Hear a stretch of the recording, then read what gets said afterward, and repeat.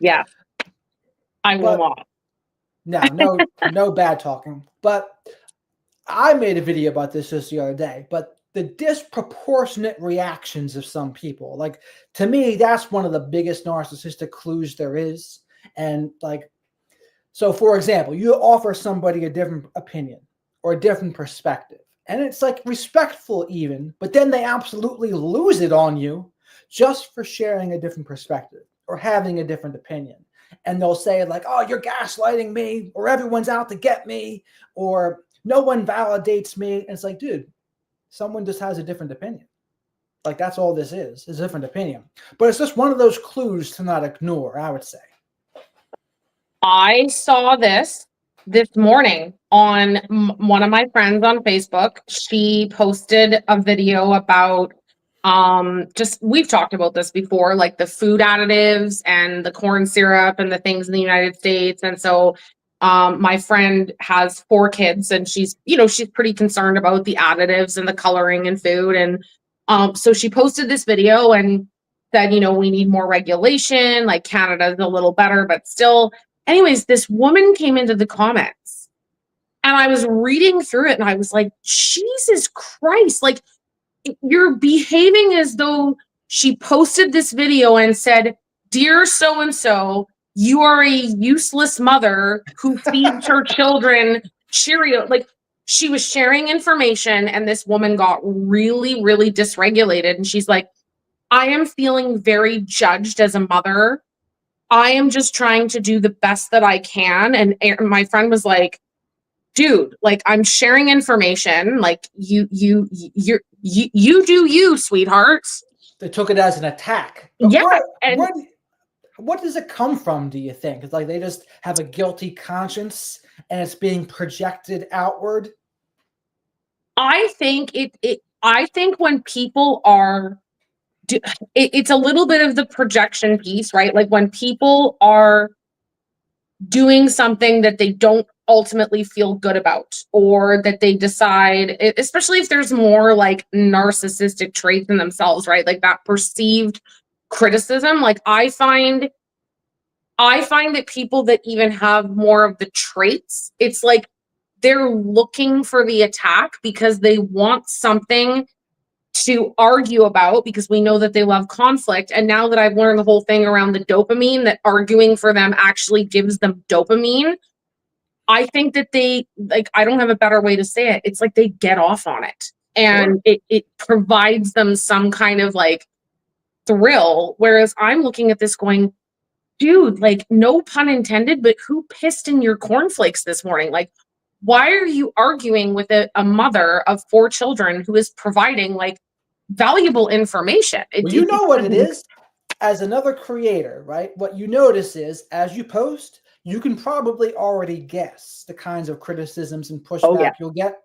So when I made the video about narcissistic guy, strong, independent woman, I thought I made the disclaimer because I called that the male lion routine. Like when the guy like lives off with a strong, independent woman and is like just doing nothing and the woman's taking care of him. And I was like, I know some people might say that male lions fight other male lions. And then some other woman said, actually, they know that that was a patriarchal idea, that the male lion runs the pride. It's actually the female lions that run the pride. And I'm like, are you just trying to find something to disagree with in this video that has really nothing to do whether it's a male lion or female lion? It's really just about the narcissistic guy and the strong, independent woman dynamic. But they couldn't handle it. They just have to disagree with something. And they can't help themselves. And the big thing is also, we've talked about this a lot, it's a symptom of the black and white thing. They can't see that more than one thing is true at the same time, or they have an emotional attachment to something. And we'll get into this part later, but the emotional attachment to narcissism is all from childhood trauma. That's just what it is. And if you think anything else, you're just wrong.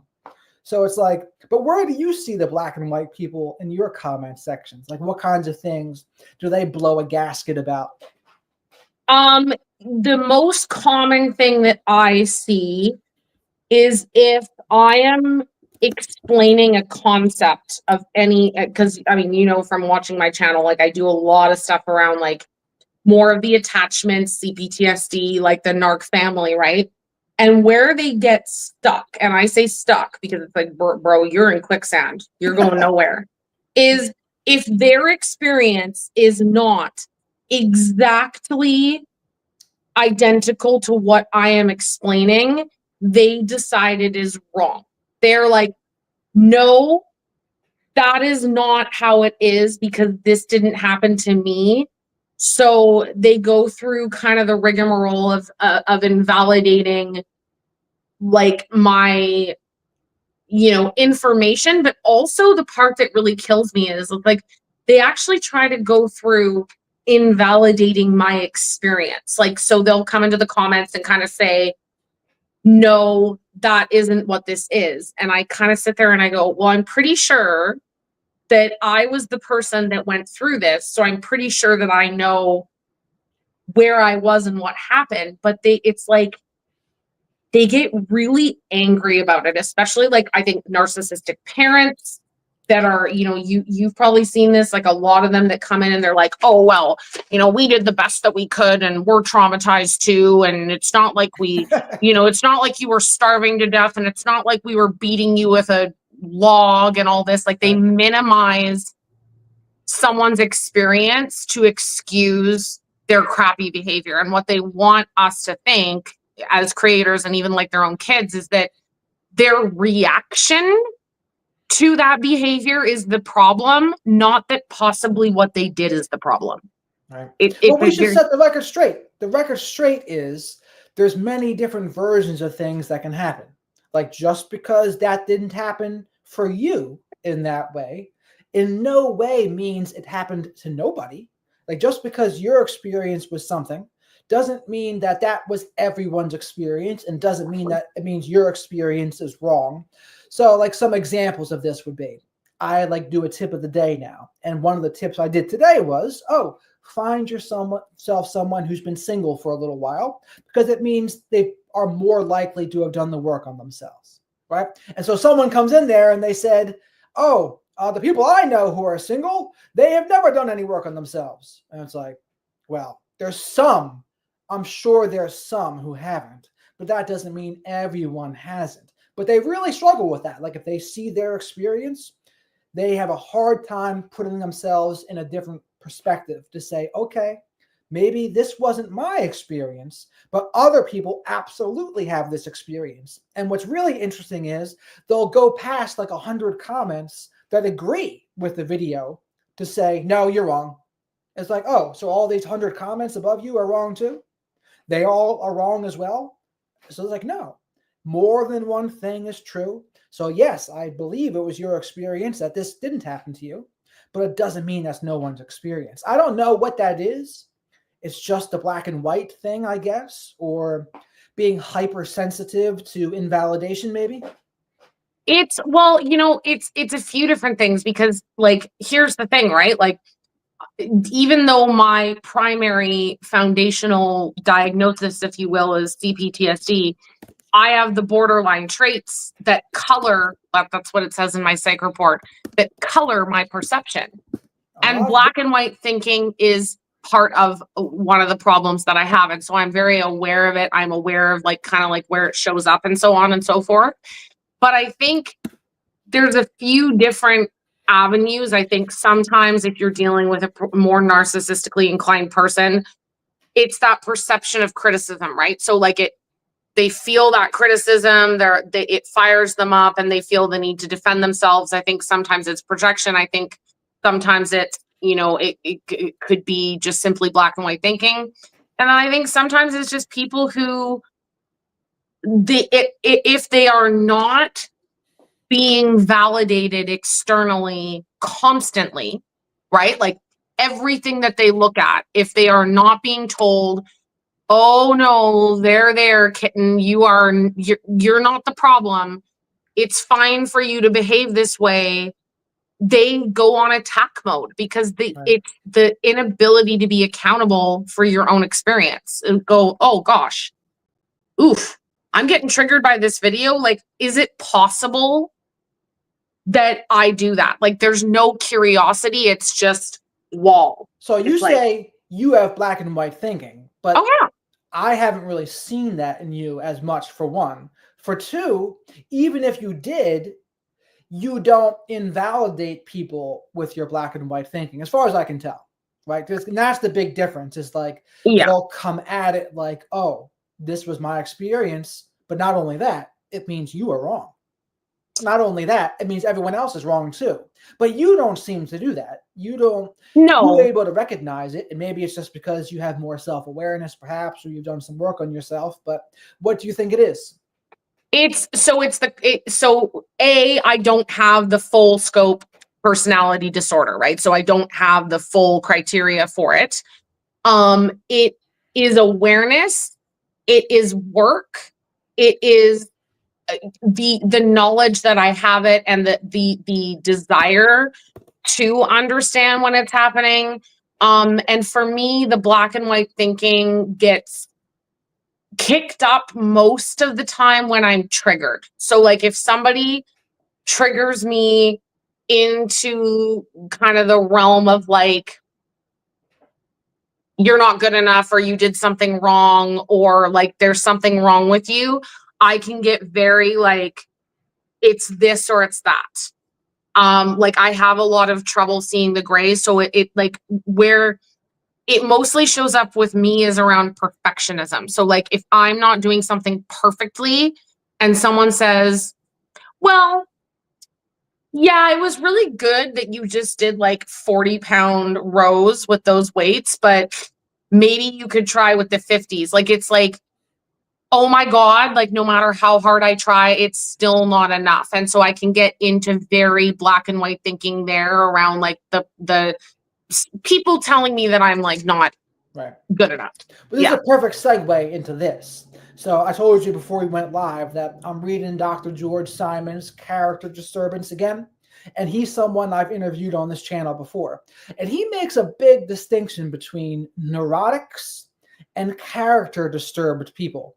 And he said the difference is a neurotic, very quick to blame themselves and very hypersensitive to guilt and shame. And his distinction also is the character disturbed people, they are not hypersensitive to guilt and shame. They are more hypersensitive to criticism and being called out for things, but that is completely different than being hypersensitive to guilt and shame. But so for you, as you're talking there, it's like, oh, you beat yourself up and you talk badly about yourself even sometimes and beat yourself up in regards to, oh, I didn't do it this way. And you're quick to put it back on you, which is a hallmark of like what a neurotic would probably do. As opposed to the character disturbed, it's externalized. Nope, not me, you, not me, everyone else. And I hear that a lot. That's one of the big differences where, contrary to popular belief too, narcissistic people, they do reach out for help sometimes. But the difference is they're not doing it for themselves. They do it for help with someone else. Because they think, oh, if this other person would just change, if this other person would just do this, this, and this, then things would be great. But this other person and what they're doing and what they're thinking, that's the only problem. And it's Right. like, well, I don't know what to say about that, because all I can help you with is how you respond to that person and how you communicate with that person. But that's all I can do. I can't change this other person. It's because when they talk the majority of the time about somebody else, it's like, well, it sounds like I should be talking to this other person. Like this other person should be on the call, not you, but they're not. So again, and that's not just a character disturbed person who does that. There are also probably people that are more dependent as well. Like they get dependent on other people and they can present themselves in a similar way where like they're just obsessed. They're obsessed with this other person and they think this other person, if only they would act right. And again, there's some overlap here though too. There's overlap between the narcissistic parents. They do some of the same things. The narcissistic parent that thinks, if only my kids were to act right, if only my kids would be controllable, if only my kids would do this, everything would be okay. And it's like, you're missing the point. The point would have to be more so that you can only control how you communicate with them and how you respond to them. That is it. That is it. You can't control them. And that's the thing that a lot of people they kind of miss. But back to the original point of it, neurotics blame themselves. The character disturbed folks, they blame others. And that is a good distinction, so that now that you see it and you've heard it, now I bet you're going to start making that distinction. Oh, okay. This person's blaming themselves. And this is what Dr. Salerno says in his book too.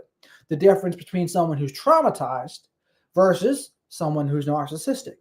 And he said, there's a big difference, because say you treat a narcissist for trauma.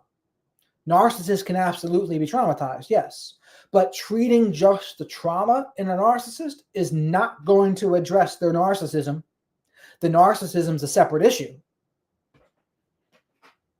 Well, you know how I know that okay. Do you know how I know that this is this is true? Like how I can gauge that this is true information is because you even explaining that concept to me of neurotic versus character disturbed, because I wrote some things down. I hear the word neurotic and I immediately notice, and this is like a lot of my ability to, like with EMDR and DBT, to kind of like notice what I'm feeling. Like, okay, what do I notice when he says that? Where do I feel it in my body? Blah, blah, blah, blah, blah. And I don't feel the need to externally like blame or like say, well, I'm just this way because I was traumatized.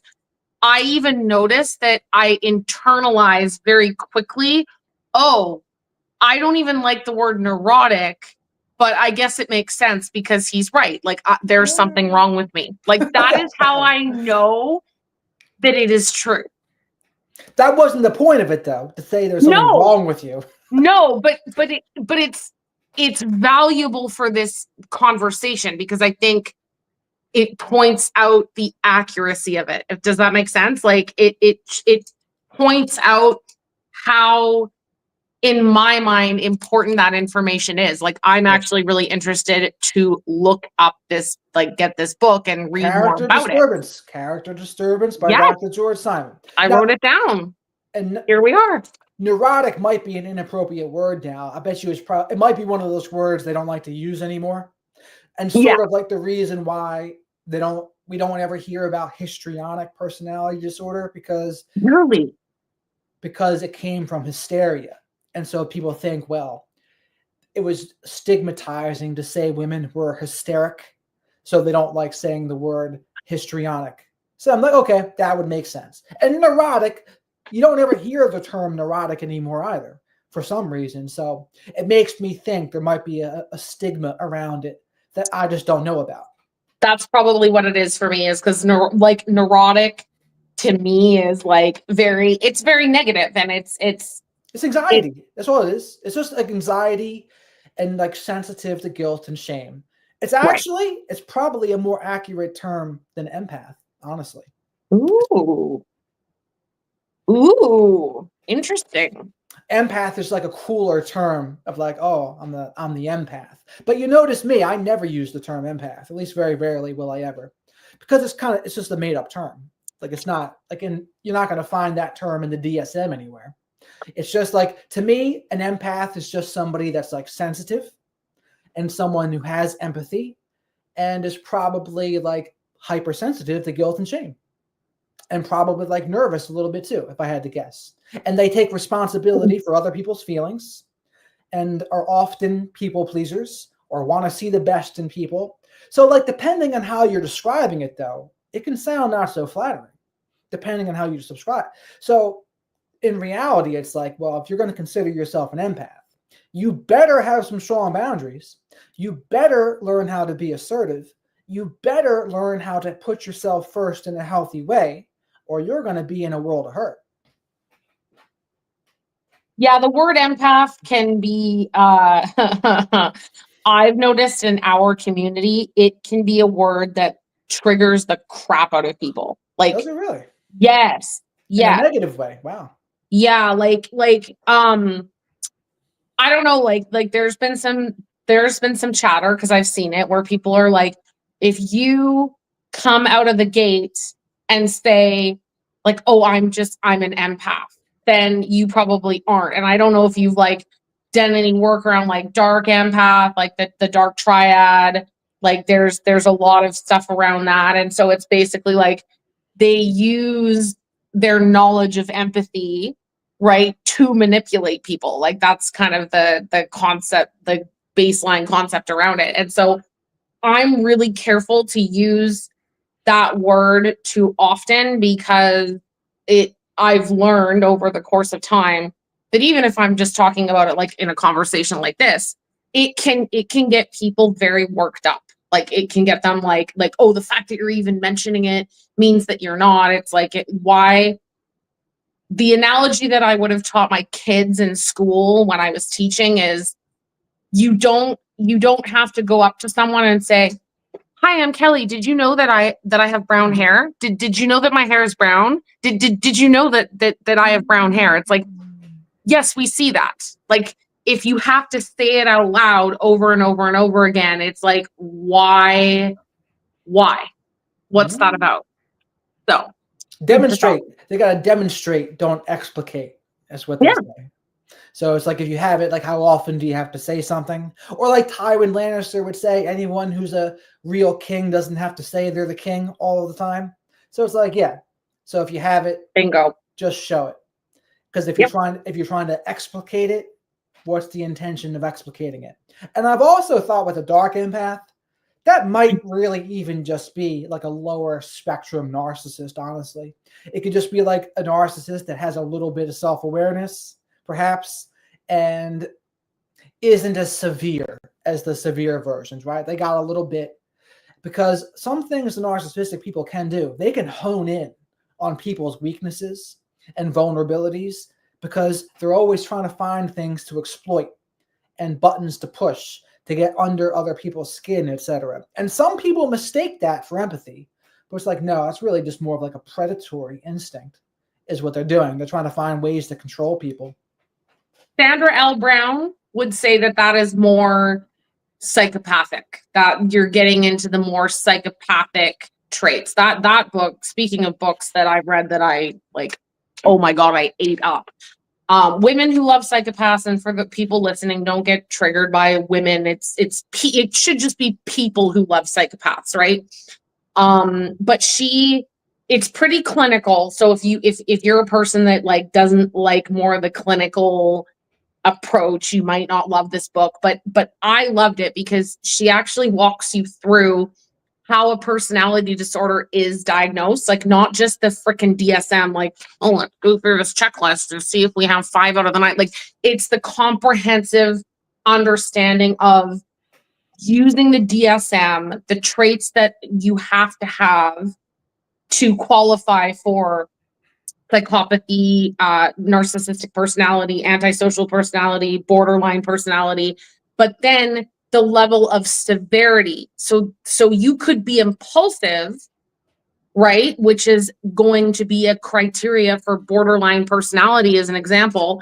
But then they look at how severe is it? Like how much does it affect this person's life in the way that they behave and how they interact with other people? Because that's the thing, is that a personality disorder at its core, for people that are listening, it's an inflexibility. It's a rigidity within whatever cluster it is that makes their behavior inflexible, and then in the relationship. Yeah. Pervasive. It's pervasive across many areas of life. Yeah.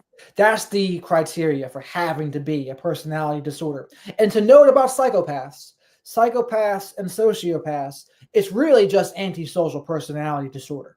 Like psychopath and sociopath are just terms that I think they've invented, but they're technically under the umbrella of antisocial personality disorder. So those are the 4 cluster Bs, right? Narcissism, borderline, histrionic, and antisocial. And they've just like, I don't know who did it, but the psychology part with psychopath and sociopath, they put that under antisocial. So like, I guess those terms aren't in the DSM, but antisocial personality disorder definitely is. And that's what psychopath and sociopath would be under. But the other thing we see this a lot in the space here too. But the people who have an emotional attachment to narcissists have to have been traumatized in childhood. There has to be. It's all environment. And you were talking about something with epigenetics the other day on your TikTok. And perhaps you could share a little bit about that, because that was pretty interesting how you explained it. Yeah, so basically, this is the easiest way for me to explain it to someone, and it was something that I read when I was kind of doing some of the research, and I found those articles with, like, there was one with the Holocaust, and then there was one with the World Trade Center. I found that really fascinating that they basically women who were diagnosed with PTSD after the World Trade, like after 9/11. They had low levels of cortisol across the board, right? This was one of the reasons that they knew. And what was really interesting in this study is that the women who were pregnant, specifically in the final trimester, right? That third trimester. So there's going to be like the most development in the baby. The saliva of these babies had low cortisol. So how do you explain that outside of there is an epigenetic, which epigenetic just basically means it's epi is above genetics. There's proof in that what is happening in the DNA is being passed down to the child. But the best way to understand it, and it was the way that I really grasped it, because I'm not a scientist. Like, I'm a little bit of an encyclopedia and I yap at y'all, but I'm not a biochemist. But the way that I understood it is, if you think about it like baking a cake. So you're given a recipe and you and I bake the exact same cake with the exact same ingredients. Because you are in a different location in the world, you have a different oven than me, you have different environmental parts, your cake is not going to turn out the exact same as my cake. So the idea is, we have DNA, those are the ingredients, but depending on our environment, those chemical markers can shift and alter, right? And we know that genetically, we're getting DNA from both of our parents. And if they have traumatic markers in those DNA, and then you are put into an environment where they can grow or become bigger, then you are more likely to develop certain things, but it's not a guarantee. And so this is why I think genes and, some people would say nature, nurture, but I think both are like pretty important. I think it's a combination of them all. And that's like what Dr. George Simon said too. He calls it the multi-dimensional model, where there's some genetics, there's some environment, there's some epigenetics. There's many things that go into this, how you were treated in childhood.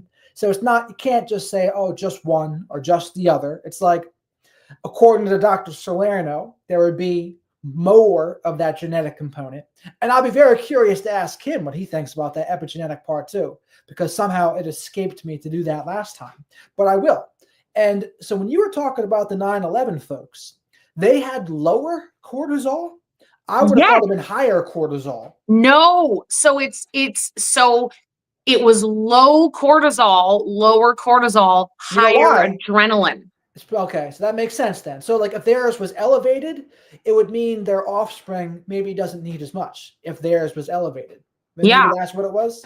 Yeah. I found it super fascinating, which is one of the reasons why I had mentioned it in that video. And so there was actually a commenter that said, whoa, hold the phone. She was like, I just went through getting diagnosed. And she said, I've been diagnosed with PTSD. And one of the things that they told me in the screening was that I had unusually low levels of cortisol.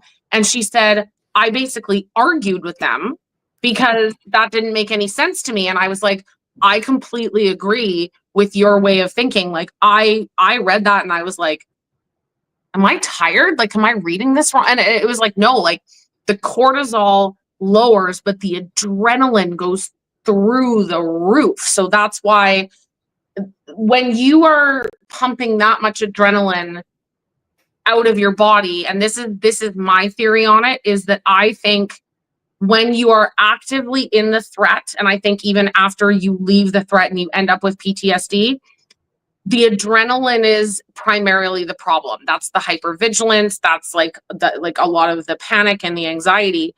But this is why I think after people leave abusive relationships, their cortisol goes once the threat is gone. And that's why you see people with like their hair starts to fall out after they've left the abuser. Like that's what happens to me. Like after I got out, not during, is when my like hair started coming out in chunks, and like my skin started to change, and like all those things that would be indicative of higher levels of cortisol, right? Right. And that's the big thing though too, is when a narcissistic person is both a narcissist and traumatized. So it's like that can really complicate matters too, at least how it presents itself. But people have to unravel them, because there are certainly different things. Like a narcissist who has the epigenetic component or the genetic predisposition to something, surely childhood trauma and whatever else is going to make it worse. Right? It's not going to make it better. Like, no, if anything, it's going to make it worse. But then that becomes a different issue into adulthood, where it's like, okay, there's trauma, but then there's also this narcissism piece, where with the narcissism piece, as far as we know it today, there's really only a behavior modification to do for that. Like, they're not going to be able to learn to feel empathy. They can have cognitive empathy. Like, this is what Lee Hammock will always talk about, right? Yeah. Where you can do that, and you can try to take a step back. But like he also says, those stressors, the stressors are going to come up.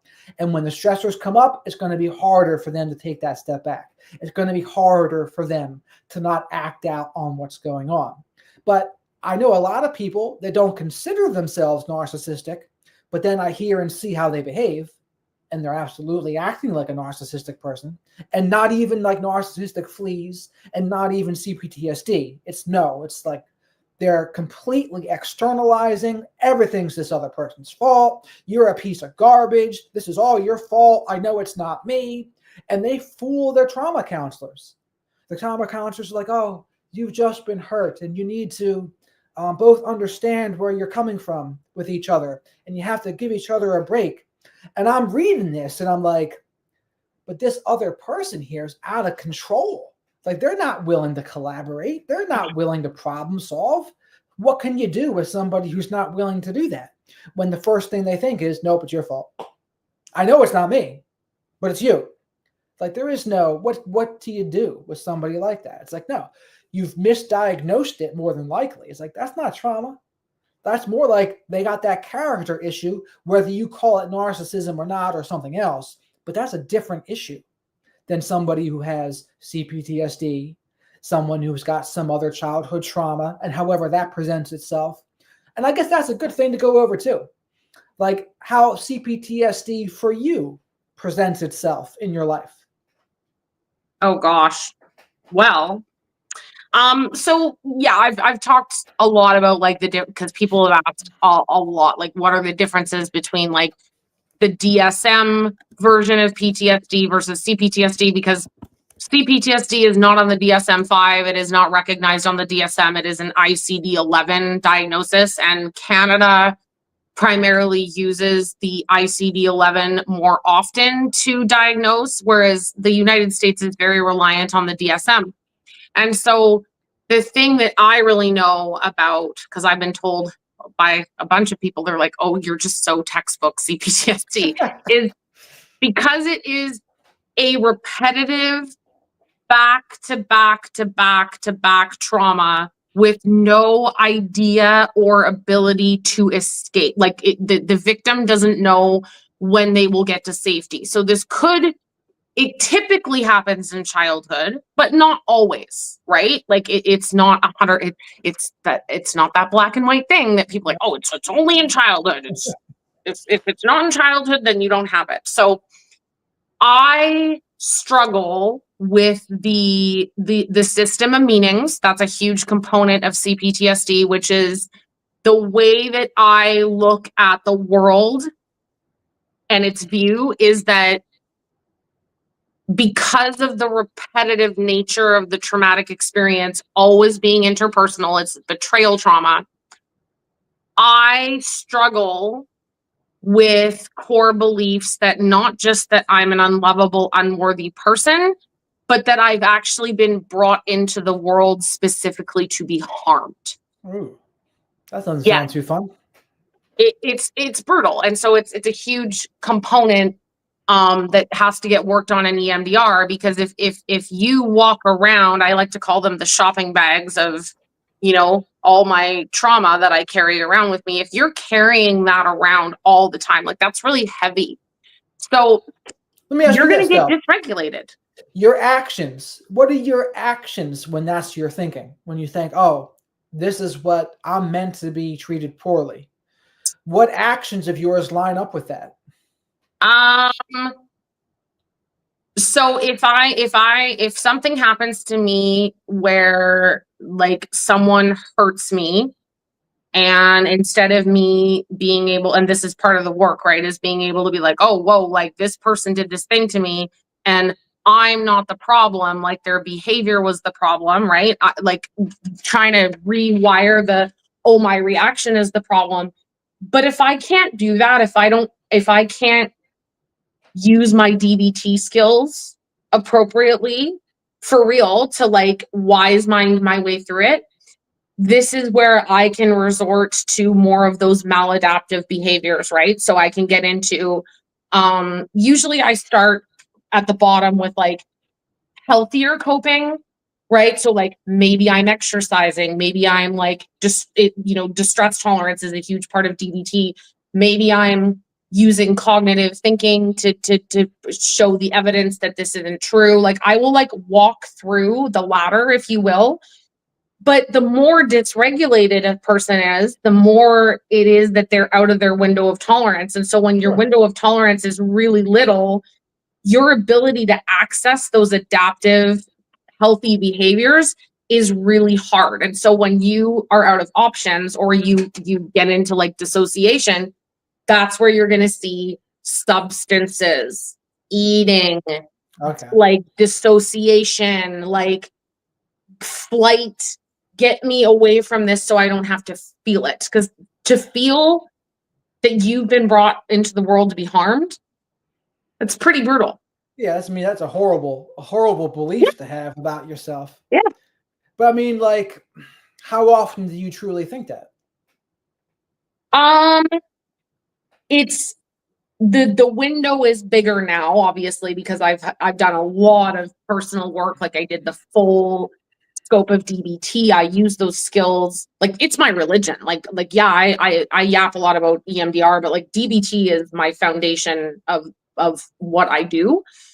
But it's usually if it's around invalidation and minimization, which is the core of my BPTSD diagnosis, is that because there was, like, attachment wounds with the disorganization and a lack of validation, when I'm not validated, and it's different from narcissistic validation.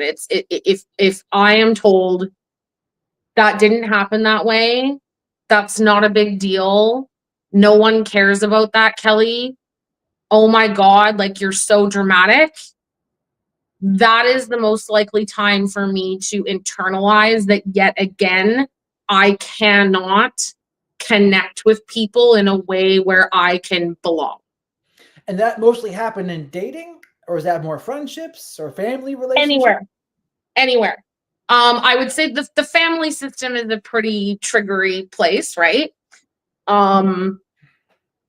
But it has I mean, you did a video on the other day about it, the attachment wound stuff. Like, it was so spot on that we seek out to heal those wounds in the relationships with people in our life. So there's something about a person, romantically or friend, that you're like, oh, and it's not conscious, guys. Like, it's very backdoor. I call the limbic system the back door, the back brain.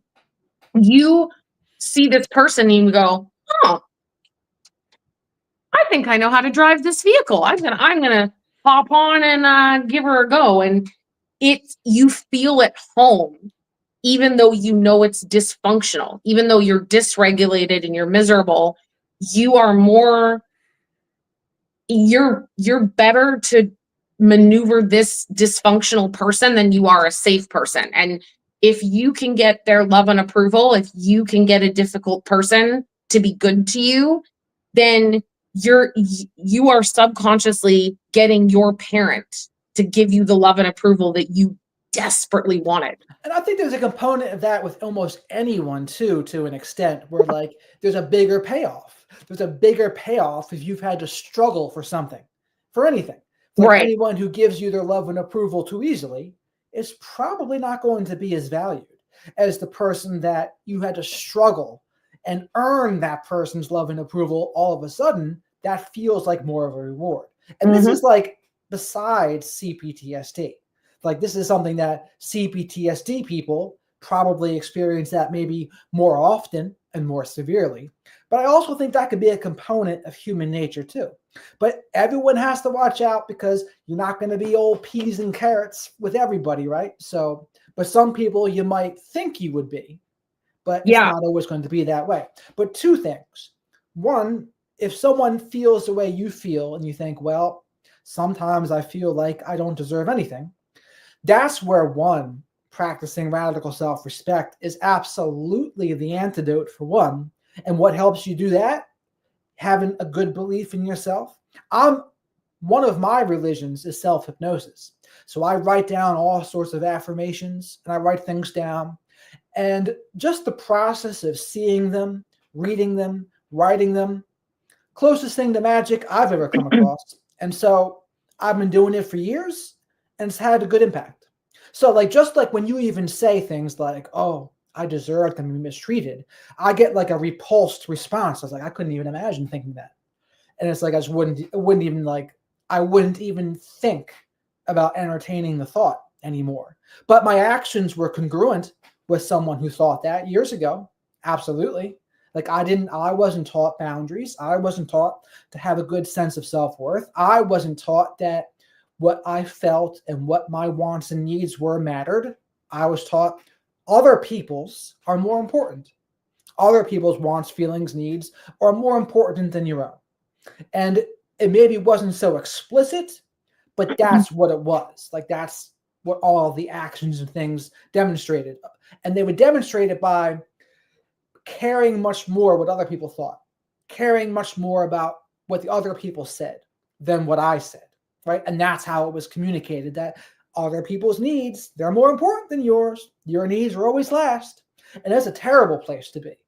Terrible. But that's something that people who have narcissistic parents, it's very common for them to think that. And then, because usually with a narcissistic parent, occasionally there's two toxic people, right? That does absolutely happen. We've talked about this. Like there's people that one person just out-narcs the other, but it doesn't mean there wasn't two narcissistic people. There absolutely was. One just was a little more narcissistic. But often it's a narcissistic person and then more of like a people pleaser / neurotic person. And that's more of the puzzle piece right there, right? Usually it's that, where there's one person a little more like wearing the pants like, and then the other person's kind of following that person's lead. And sometimes it's the man in the lead, but other times it's the woman in the lead too. It just really all depends on the relationship. So those are all things to pay attention to too, I feel like. Well, and it's interesting as you're speaking about like the core beliefs and the narcissistic parent, and like when you said, oh, like I have the radical self-respect now, so I wouldn't think that. But do you want to know what's really interesting to point out? Is that we actually knew in childhood that this was a bunch of BS. And that is essentially how the child in that dysfunctional family becomes the scapegoat, is because they are the person in the family that actually sees that there is a significant problem. A kid doesn't really necessarily know how to categorize it. Like a little kid is like, oh my God, like what the hell is going on here? Which is why we internalize it. But at our foundation, we see intuitively that there is something wrong, which puts a target on our back, right? Because they don't make the scapegoat in the family the kid that just sits there and says nothing and does nothing. That's going to be your lost child if you've got more than two kids, right? Like, the scapegoat is very vocal. The scapegoat is actually very aware of their honesty, their integrity, their desire for justice. Like, those are things that are all very, very true. But the narcissistic parent doesn't want you to figure that out. They want you to stay in that lane of thinking that you are the issue and you are there to serve them. And that's why so many kids in narcissistic families that don't get it, right? You see this enmeshment later in life, and there's this like toxic relationship where the parent is like controlling this adult kid, and the adult kid is just like, oh, well, you know, it's my mom or my dad, and I gotta like do all this stuff. Like, it's a bit toxic, but it's because they're enmeshed. Like, so you gotta, like, as you would say, unsubscribe to. Well, that's exactly what I would say. But I think for me, what happened with me was I was more of a black sheep because I was absolutely acting out. I wasn't necessarily calling out family dynamics, but I was getting into addictions. I was getting in trouble with the law. I was getting in, like, because all I wanted to do was feel better. And I didn't know, though. I didn't know why I wasn't feeling good. And what I've come to learn was there was many reasons. There was many reasons. It wasn't just one reason. Like, the big reason probably was just feeling insecure and like neurodivergence, high functioning autism that gave me awkwardness and severe anxiety. That was number one. But then also like having some, like a little bit of a character disordered parent that wasn't very supportive and didn't really build up a belief in ourselves. That's another part of it too. But there's so many pieces of the story for me. So like when they used to tell me I was the problem. And it was easy for me to believe it though, because here I was getting arrested. Here I was like the shame of the family anyway, of everyone else too. So I believed it because there was some truth in it. Like back then, people didn't know what they know now about family dynamics a lot of times. Right. Or at least it wasn't as common knowledge. And the same thing with autism. People didn't know about that. People didn't know about neurodivergence. So I slipped through the cracks because I was just so quiet. Like I was quiet. And maybe since I was undiagnosed autism, it might have turned into a borderline. It might have turned into something that looks similar to borderline with impulsiveness and like black and white thinking, and then recklessness, wanting the ideal love, because that was my big thing back in the day. I had always wanted the ideal love, which would be different than a narcissistic person that would maybe want just like many of that and power, success. But I actually probably did have some power fantasies as well, like success fantasies, fantasies of the ideal love. So like, this is why my story's weird, because I can relate to all sides of it. Like I can relate to some of the narcissist story. I can relate to the borderline story. I can relate to the CPTSD story. All of it I can relate to a little bit with, because I mean, it was just a wild ride and I didn't know. It took me a long time to get to where I am now with this. It took me till I was like in my early 30s because I just didn't know. People did, because psychiatrists didn't tell me. Right. They would say, oh, Jared, here, take some antipsychotics. Maybe that'll help you. And I would like literally sleep drive to school. It's a miracle I didn't die sleep driving to school. But that's exactly what I was doing. I was sleep driving to school. And yeah, they just didn't know, because they said, oh, this guy's acting out with severe drugs, so we need to do something pretty drastic. And so they did. They said, oh, here you go. It's almost like, I almost consider it like almost a chemical lobotomy, almost, where it's just like it manages you, but at a price. And the price is you'll be sleeping like a cat 14 hours a day, probably. And then every night when I would take this one medicine, if I didn't eat like a 10 pounds of food before I went to bed, I would like eat my pillow in the middle of the night. So like there's something about it where like you had to eat all of this food or you just went insane. So that's Wow. why with some of these antipsychotics, why so many people gain weight, where whatever it does to them, that's what it does. But like for me, it's just a wild story. So like I hear some of your story, and it wasn't exactly that way for me, but there's bits and pieces of it for me that I can relate to. So, but the addiction was a big component with me. And I know for you, it was something else. Like there's other stuff going on with, I don't know if you want to talk about it or not, but. Yeah, we can. So it's really interesting because when I was a little girl, I was very agreeable, very, I just really wanted my parents' approval, right? But then once I got to be a teenager, we talked about this in the original interview. I know we did, where I was like, all right, you want me to be the problem? I will be your The head biggest turn, problem. the hair toss. Yeah, so I became very destructive. I was skipping school, I was doing drugs, I was smoking, I had, developed a full-blown eating disorder. So you were the scapegoat first, though. So like you were the scapegoat first, then you acted out, or was it the other way around? Like I was the source of blame, and I didn't really understand why it had shifted. You know what I mean? I was in this place of like desperation, and it's interesting because it's my two parts, right? Is that in EMDR, the two parts of me, it's a simultaneous like little kid that's really submissive and really afraid and really like agreeable, but then there's this other side of me that's like very angry and explosive, and it's flight, and it's very like I want to escape what's happening to me because this way didn't work, right? Like being agreeable and being a fawn and being like this perfectly behaved little kid, it didn't work, and it was a betrayal to myself. So in my healing now, because we do internal family systems as well, the idea is that I am now a 42-year-old adult, and I have agency and I have autonomy, and I can reparent those parts and give them the approval and the validation that they didn't get when I needed it as a child. And it sounds really easy to do, but because those parts exist within me, right? Like it's part of who I am.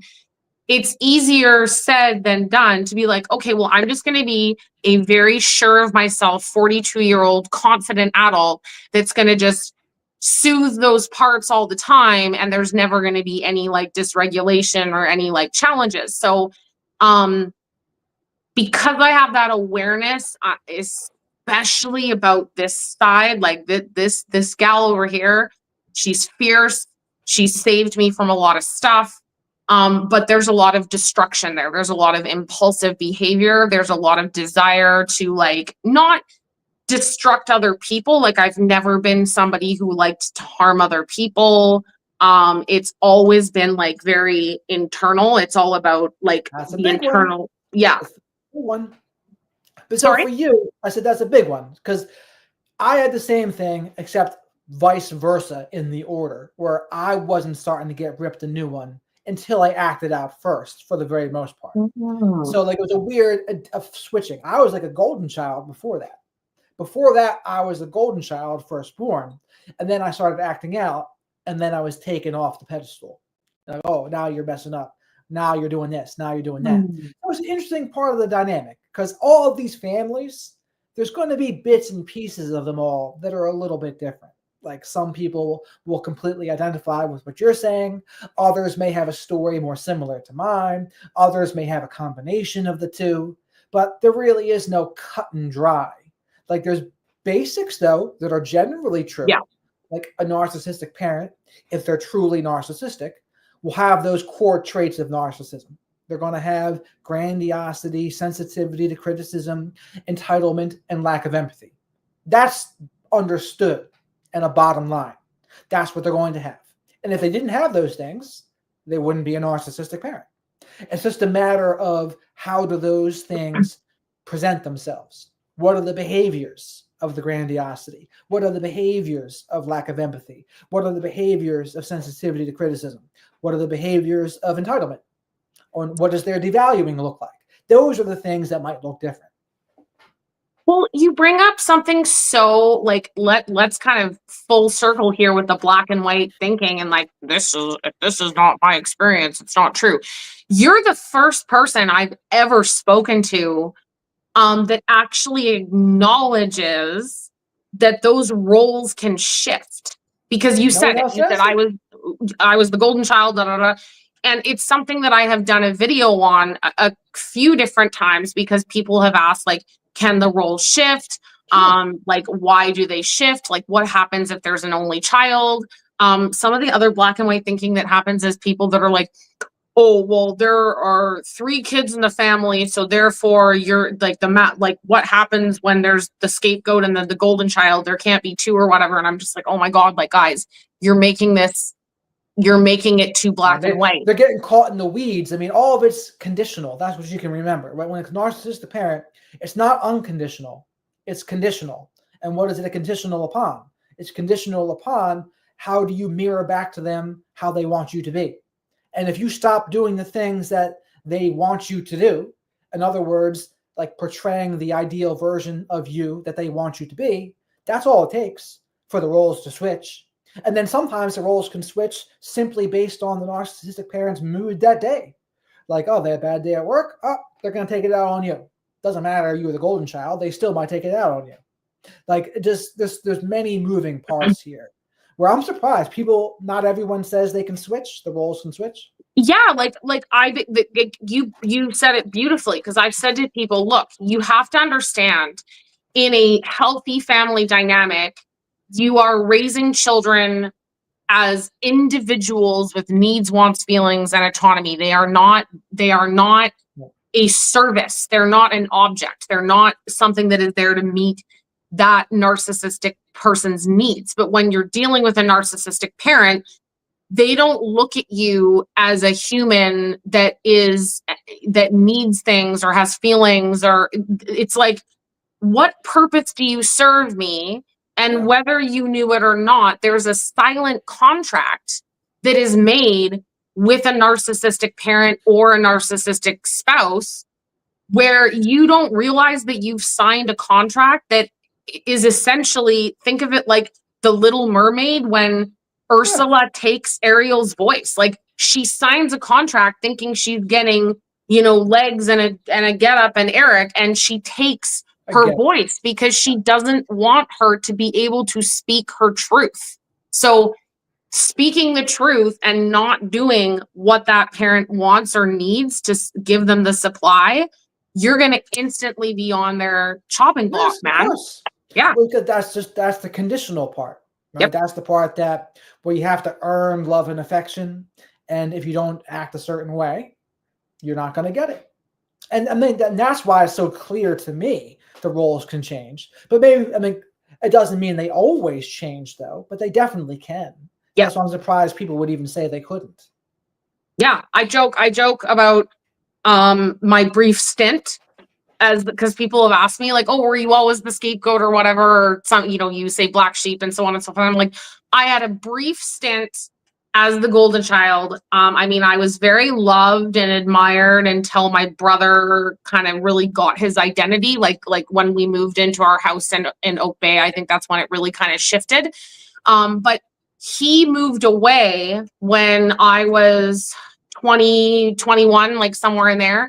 And so he moved away, so he was no longer in proximity to the family. So he wasn't serving the same purpose. And then when he came home, oh my God, my poor sibling, like he was so depressed. And this is when he started having a lot of issues with like substances and things like that.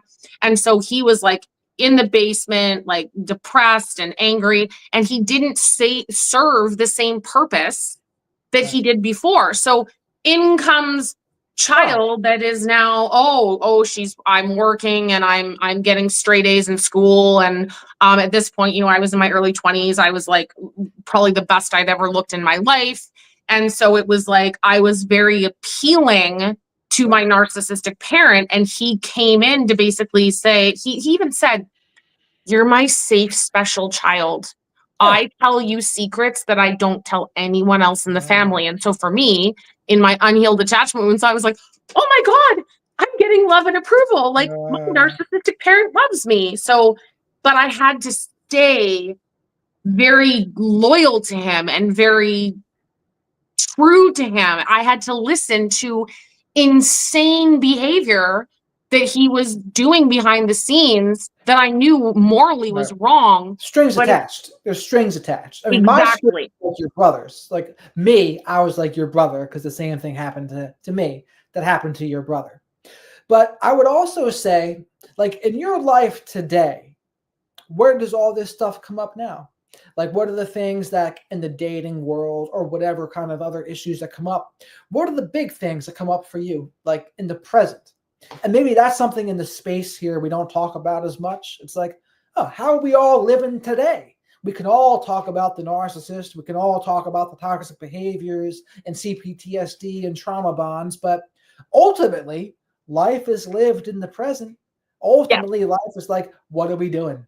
What's your routine now? And I think for some people that does get lost. It gets lost in the whole thing. But sure. what is your routine like today? What has really helped you as part of self-care? Oh, wow. I mean, we've talked about our routines. Very rigid. I had to make a lot of changes at this. So people that have been kind of following along like longer term, right? Will say like, oh my God, the change in Kelly this in 2024 has been outstanding. And I think I really did move into like a higher level of healing. I had to, like I had to level up. I had to face some like pretty brutal demons that I knew I would have to stare right in the face and walk into the storm instead of running away from it, which I mean when we have a tendency to avoid, because that's the thing, right, is like people don't realize when you're anxious about something you actually turn to avoidant behaviors. Like that's what that's in essence what avoidance is. Wow. When So do you get avoidant? I get avoidant when I feel really, really threatened. So for me, I can't necessarily always like categorize what that's going to be, but like I've told you, and I'm very open about it with people in the community, I have a really great desire to connect. Like I think I'm like very good at connecting with people. I think it's something that I have a skill with. Like I really connected with my kids when I was teaching.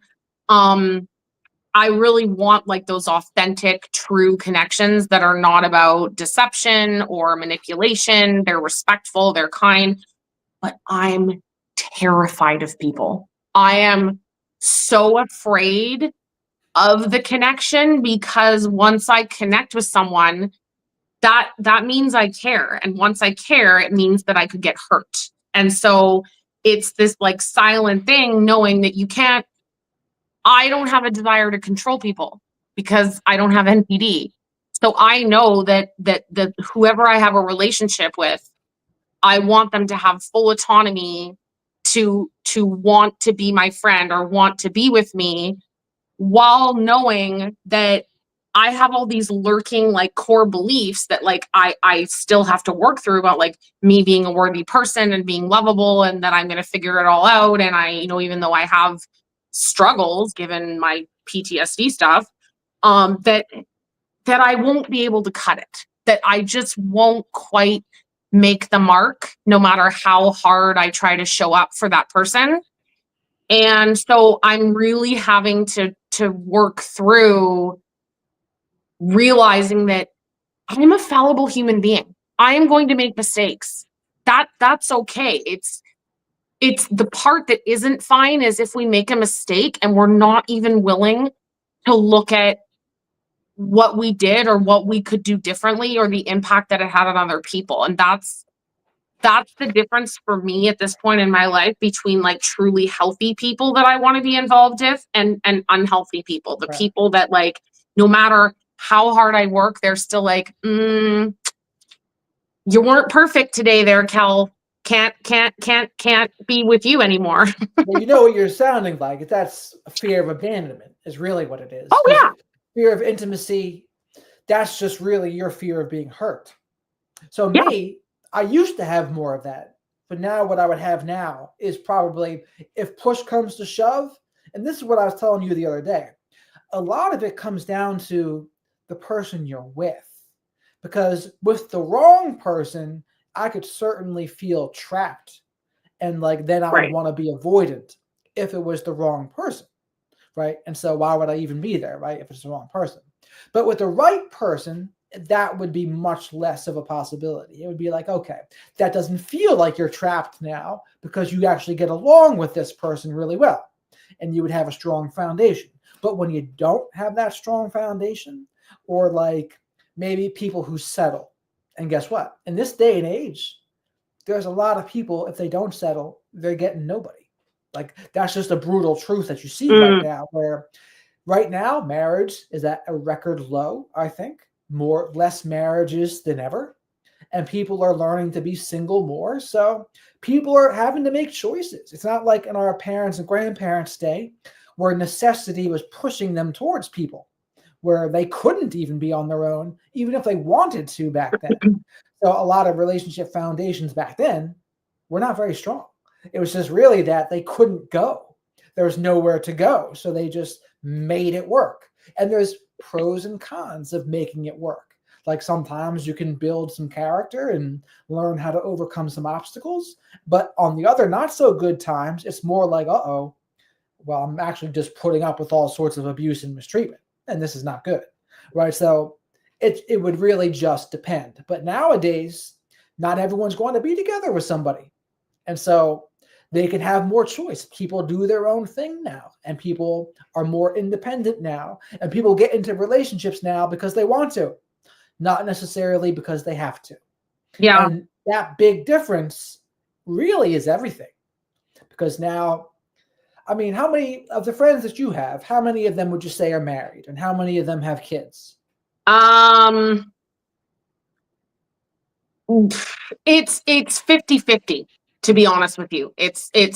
But what I will say is the friends in my realm who do have children, the majority of them are separated and or divorced from the spouse. Round one of divorces or round two? Most people just one. Okay. Yeah. But will you ever get married again? Eye roll. okay, maybe. But the thing here, okay, so here, like this is a very non-romantic answer. But the thing, so here's my issue with marriage at this point is that legally there are so many stupid things about it that actually make me never want to get married because especially in Canada, kind of some of the rules around marriage and getting married and taking somebody's name or not taking somebody's name, like my God, I have been divorced from the first spouse since the end of 2020, and his last name is still coming up at the bank. And I've gone into the bank 17 times and I've said, it's not hard. I was Kelly Conrad starting in 1982 all the way up until the time I got married. And I've given you the paperwork and I really don't understand like why this is so hard. And when I go in there, they're like, we don't know which avenue of the bank this is. We can't find it. We can't fix it. So you're just going to have to say this name until somebody can fix it. And it's little things like that. I know that's so trivial, but it makes me mental. I'm like, I just want my name back. So you've been married twice? Yes. Twice. And engaged once more? I've been engaged a few different times and I called off several different engagements because I guess the joke's on me because I took marriage so seriously. Like I was like, if I do this thing, like I have to be sure, I have to be all in, I have to know that like I really care about the foundation of marriage. Personally, I'm a little more traditional there. I confess it. That's not to say that I think that people should put up with abuse, but like, you know, we live in a world of instant gratification, and I don't think that it's always good. It's like, oh, I don't like this microphone. It's not working for me. I'm just going to go on Amazon and buy another one. Like, we don't try to figure out how to fix it or how to make it work better for us. We just go and find the one that we like better. Well, And the big thing now is that, and this is the only fear I have about relationships, is if people are basing their relationships on feelings and feelings change. So like someone, right. and that's been my experience in romantic relationships, is that women will like you until their feelings change. And right. and what makes their feelings change? Any number of things. Some of them are in your control, some of them are not in your control. But that's the big thing, where it's like, depending, without some sort of stable code for someone, like for them to live by, if you can just say, you know what, I don't feel this way anymore, so I'm going to do something different. Because there is no guarantee two people are going to move together in the same direction. Like, how do you know you're going to grow together with somebody? And I'm someone, I've never been married and I've never been engaged. And this reminds me of the pool ball analogy, right? Where there's like, you tilt the pool table and all the balls go towards the hole, literally and figuratively. So the woman's the hole, of course, and the men are the balls tilted in that direction. So you've had all of this experience. But for me, as a man, I think I'm lucky in a way that I'm not going to be engaged unless I actually ask someone to marry me, right? I'm not going to be married unless I take those initiative steps. For a woman, they have to receive offers a lot of times. A lot of women have received several proposals by the time they're 30, 40 years old. And sometimes they've been married multiple times, engaged multiple times, but they had more opportunities for it. But where was I going with that? I guess I was just going with, that was my one fear with relationships. If someone's feelings change, they would go. So my opinion on marriage is, what can you not do in a regular relationship that you can do in a marriage? Not much. Not much is the answer, in my opinion. Oh, I have very, like, I mean, people that follow me know, like, I'm always honest. Like, I even if I'm not very proud of my answer, I will just be true about things, because I don't think there's any point in being like, oh, wow. But for me, it's brutal that I've been married twice and it's failed, and it plays into the whole like core belief stuff, right? Right. But I took marriage so seriously, which is why I waited. And when I did it, I was like, I'm so sure, like, I'm 100% in. And like, that all went to hell, right? And so I now don't I'm even like, know what happened to your first one. I only know about your second one. I don't know. I don't think I know much about your first one. the first the first marriage, he was it for me. Like, that man, he was everything that I ever imagined and dreamed of in a world where you find your perfect partner. And I thought we were forever. And then we went through 2 traumas. We were attacked downtown by security staff. It was really serious. What? And then, yeah, and then we lost a child. And so the way that I chose to deal with those traumas, which is pretty much how I am now anyways, is like to deal with it, to actually face it. I wanted to go to therapy. I like evolved and changed and went through this like huge transformational growth. And in that, he stopped being the center of the universe. And because I was so focused on like what I was trying to do, and he was like, I just want to forget about it. I don't want to think about it. I don't want to talk about the baby. I don't want to talk about any of this crap. Like, I wish, da da da da da. And anyways, he had an affair with a girl that he worked with who was only 19 years old. And this was my first. Pardon? How old was he at the time? 34. How old were you? 30. God. 37. I was a little bit older. Oh, you're older. Oh, yeah, I was a little bit older than him. Anyways, and this was my first experience with a covert discard, because he it was like he changed overnight. Like it was the freakiest thing I'd ever seen in my life. Like I said, like this is, I'll be real with people. Like when you're intimate with a person, you know, for 5-6 years going on here, like you kind of know who they are. Right. And one of the last times I was ever with him, I phoned my friend and I was like, I'm seriously traumatized. Like, I don't even know who that was. Like, it was like two totally different people. Like the way he spoke, the way he looked, he changed his physical appearance. And Oh, wow. yeah, The yeah. covert narcissist ones, they are the ones that they can be sneaky with their devalue. And sometimes the mistreatment doesn't come out for years sometimes. I've heard people like have no idea for 15 years. And It then was all of a sudden it pops up. But what did you notice in him? And this is very important because even people who recognize narcissism and understand what narcissists look like, they can still be tricked by the coverts. So yeah, go over that. What was it like in the beginning versus what did it turn into? Oh, well, okay. So obviously now that I have so much more education, he was the person that got me like way into the path, right? Like I didn't really know what it was, but I was like, okay, this isn't normal. And we had a family systems therapist. So he was kind of the one that was like, yeah, like you see narcissistic family, you see narcissistic people, and you're like, oh, I recognize this. So he was super like love bomb, off the charts. The start of the relationship picked up like lightning. It was explosive. It was chemistry I have never experienced in my life. We were saying I love you within 4 to 5 days, and then he Four flew to five across the days. country, yeah, to go to military Oh, training. And I was waiting for him to come home, and we were just like sick in love, like sick in love.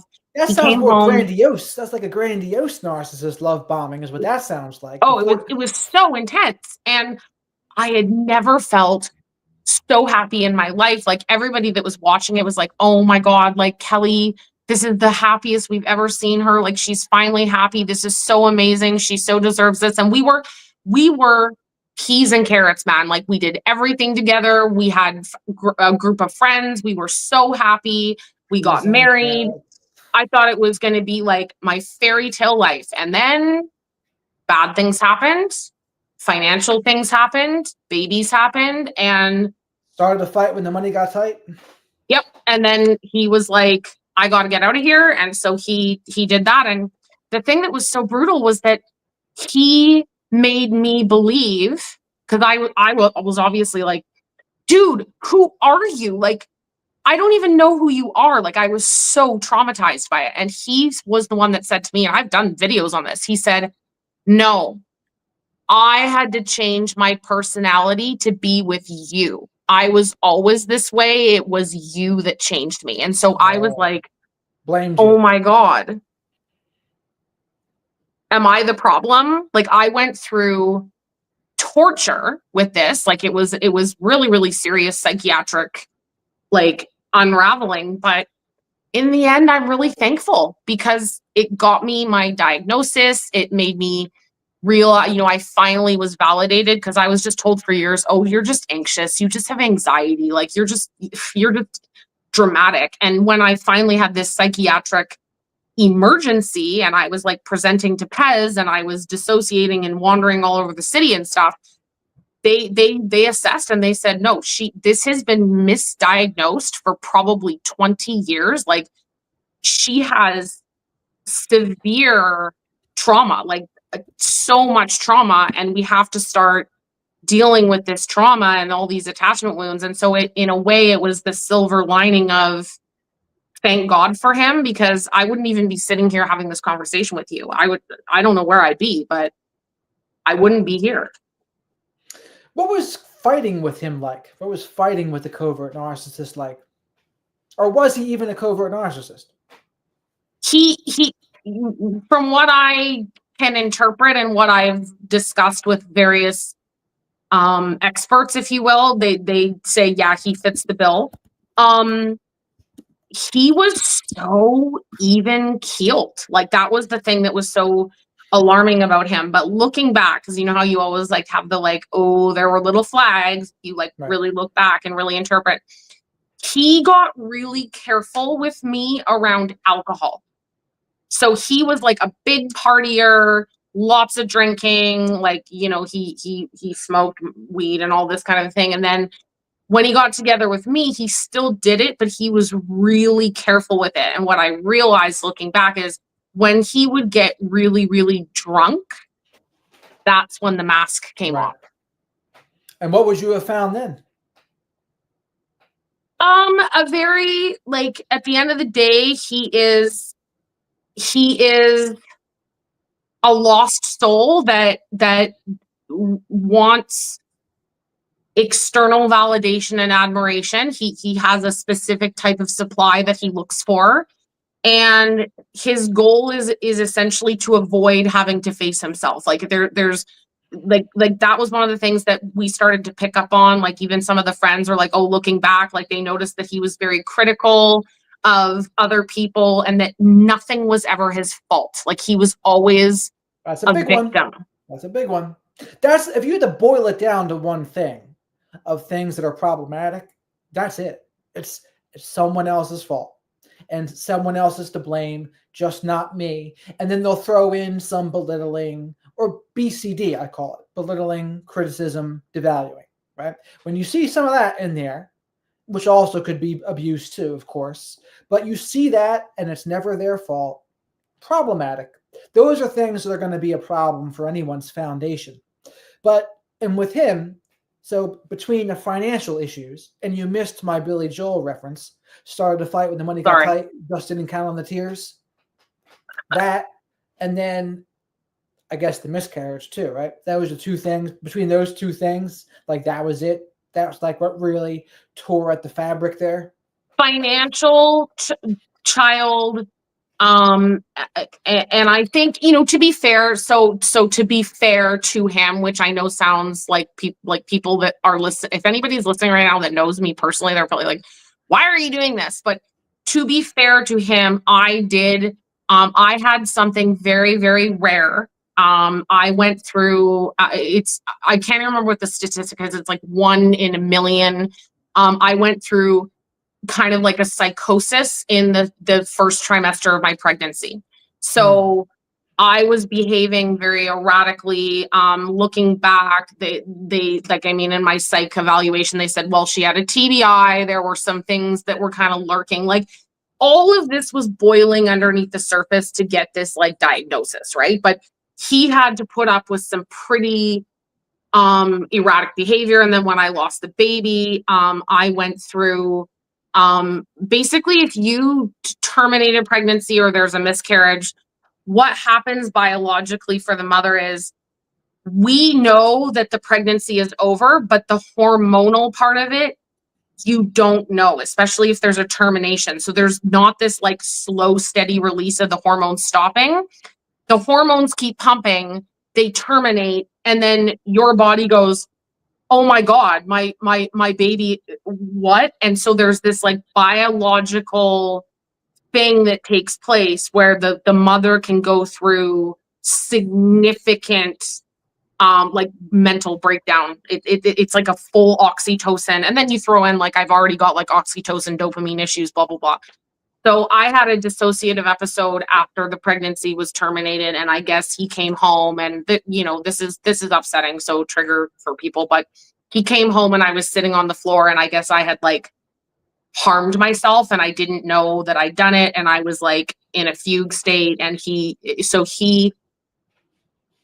was like, I don't want to face what's happened, and now my wife is a disaster.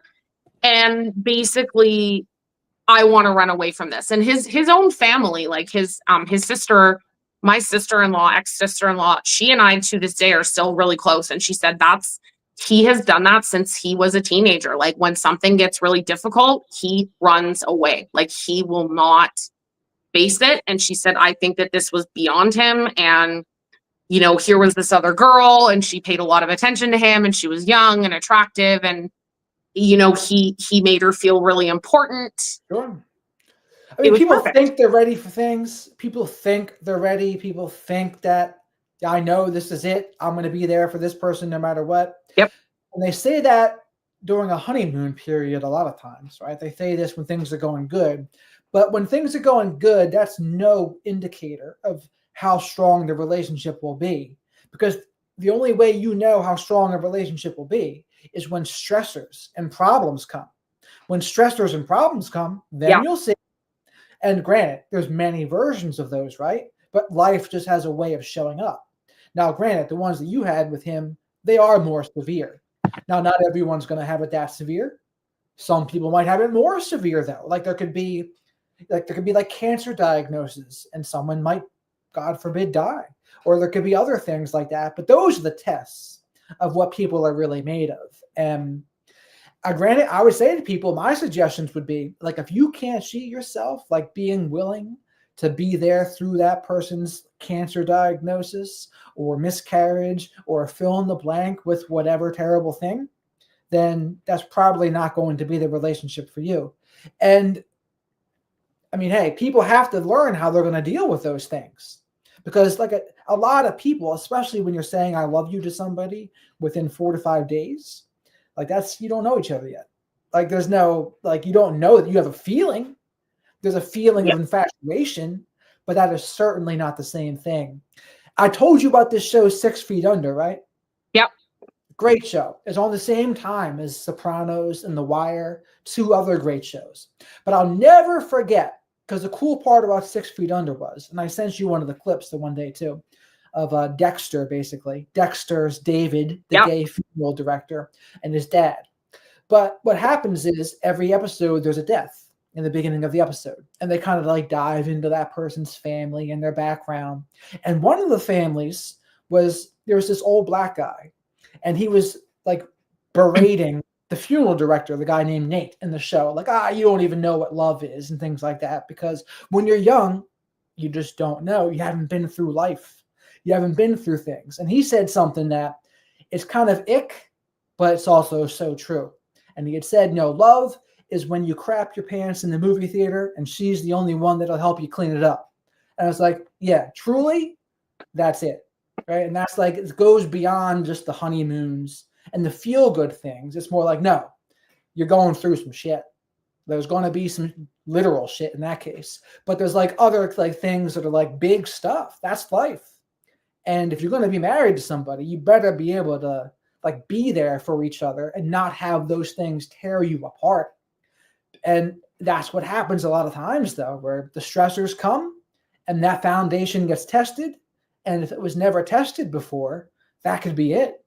And like with him, I think maybe also because he was younger, like he just wasn't maybe emotionally ready.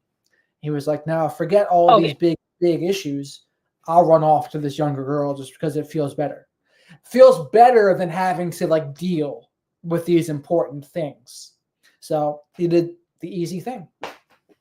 Well, and even it's funny because like even when it was like, okay, the relationship is over, because when I found out about what was happening, I mean, I was devastated. And I basically said, I gave him agency. I said, look, this is what you've done. If you want us to be together, then we're going to be together and we have to work through this. But you can't have this side piece. Like, I'm not putting up with that. And he didn't want that. You knew about it then.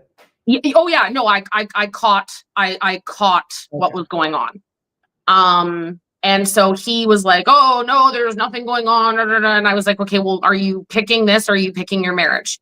Like, I gave him the agency and he said, I just don't know. I just don't know. Anyways, he ended up picking her. And then I took it seriously and I separated, and he basically turned around and played the victim. And he's like, oh, she broke up with me and she separated everything and she overreacted. And everybody around him, luckily for me, everybody around him was like, you are a complete piece of crap. Like, how did you think that this was going to land in any capacity, especially since Kelly like gave you the agency to make the decision? But in the end, when we were standing outside the courthouse, because I decided to do no contest divorce, I was like, I want nothing. I just want to like, let's get this over with. And he dragged it out forever and ever. He wouldn't sign the papers. And finally, when I got him, we were outside the courthouse and he was looking through the documents. And no contest basically means no one is at fault. No one's getting anything. No one cares. You could have committed a crime and no one cares about it. And he was looking through it and he goes, I need you to write on this form that you are the one that broke up this marriage. And I was like, oh my God. Why was that so important to him? Just I'm because? Like, the court doesn't care. And he's like, oh, well, like he needed it to be my fault. Even in the end, when I was like, we're getting divorced. You don't want to be with me. I don't want to be with you. I want this to be really easy. I don't get why you're trying to make this hard, but that's what they do. They love conflict. They love antagonizing people. Like they get that little dopamine hit. You reminded me of something else. Back to Dr. George Simon. He was saying in his practice, when character disordered people come to him and they say, I don't know, he no longer accepts that answer because he says no. He says they do too know. They say I don't know to deflect and avoid accountability and to get people who are otherwise thinking people are just good people, like the neurotics, in other words, they get them to go off the path. But he goes, no, you don't accept I don't know. And when if you press them on it, say, no, that's not acceptable. What do you really mean? You do too know. What do you mean? And then you'll get the answer. So you say a lot of times it would be something like, well, I just didn't feel like I didn't want to be in the position of having less power, or like, and that's when they're being honest. But you have to push through those initial words that they say that are kind of just BS, because that's what they do. And then Dr. Salerno was mentioning that too. He goes, when you treat people that are narcissists, at first, they're going to test you and they'll be playing some games with you and they're not going to tell you the truth. And if you don't see through it, they'll get bored and toy with you because they can tell you don't get it. They're just playing you like a fiddle. But for the people who see through them, then one of two things will happen. Either if they ever get called out, then they'll just leave therapy. That happens. Or if they're truly willing to work on it, they might be able to listen to getting called out a little bit if it's done in the right way. And maybe they can actually get some progress in that case. But yeah, don't accept I don't know, because that's the answer. Is that why, no, seriously, is that why I get, I actually get, it takes a lot to make me mad, but is that why I feel internally so frustrated when I ask someone a question? Like, and I'm not trying to be a jerk. Like, I might just be like, why did you do this? Like, just tell me why. I should get the book and I'll show it to you. There's like 7 things that he says. Hold on 1 second. Talk to the camera. Oh my God. Because I get, when somebody says I don't know to me and it's like something really serious, like, why did you, I don't know, like, why did you do that? Why did you say that? Like, I always feel like the person knows, but even if they don't know, they can kind of, think about it and reflect about it. But I get mad when somebody's like, I don't know. And I'm like, but then think about it. Okay. So I was just literally on this thing last night. And he says, when someone says, I don't know, he goes, what they really usually mean is, I never really think about it that much. Or I don't like to think about it. I don't want to talk to you about it. I know very well why I did it, but I certainly don't want you to know. That would put you in a position of equal advantage with me, or possibly even give you an advantage over me, having my number, so to speak. And I won't be able to manipulate you, so to speak, or I won't be able to manipulate you as easily or manage your impression of me. Or I hope you'll buy the notion that I'm basically a good person whose intentions were benign, that I simply made an unwitting mistake, oblivious about the harm I caused, and that I am willing to increase my awareness with your guidance. This kind of implied message is the epitome of effective manipulation and impression management. And it's amazing how many times it is successfully sold. So he says, whenever you hear, I don't know, that's really what it is. And so he says, you got to dig deeper. And that's in character disturbance? Yep. The book? Yep. Bro, I So, need that. so I don't know can mean any of the above and a whole host of other things. But in the case of the disturbed character, it rarely truly means I don't know. So I no longer accept it for an answer. And once I politely but firmly stopped taking it for an acceptable response, I immediately started getting explanations that made much more sense. Most importantly, the games of manipulation and impression management my character disordered clients tried to engage me in diminished dramatically. So I'd say, and that's the other thing he mentions too. The character disturbed people, they know what they're doing. He goes, you can't even, because that's where he started it from. He's like, oh, do they know what they're doing? Do they know what's going on? And he said, yes, they absolutely know. They absolutely know. They'll say, I don't know, to get you off the scent, but they do know. And some of the more effective manipulators, and we see them in some of the space. We see them probably amongst even some of the self-aware narcissists too, where it's like, oh, I was just so traumatized. I'm so traumatized that I just can't help myself but to blame others and be abusive and do all of these things. And it's like, actually, that's BS. It's like not everyone who's traumatized is abusive. Not everyone who traumatizes is extremely manipulative.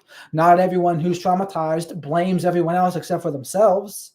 So like when you really cut it down like that, it's like that childhood trauma stuff is BS. It's like, yes, it can make it worse, but it's not the cause. And that's because you can tell that's the difference. And so I'm a believer now in the either whether it's genetics or epigenetic part, but I was like, yeah, I can see. And when you break it down like that, and you really got to understand just character in general, that's something our space doesn't talk about very much. But like, are you a good person?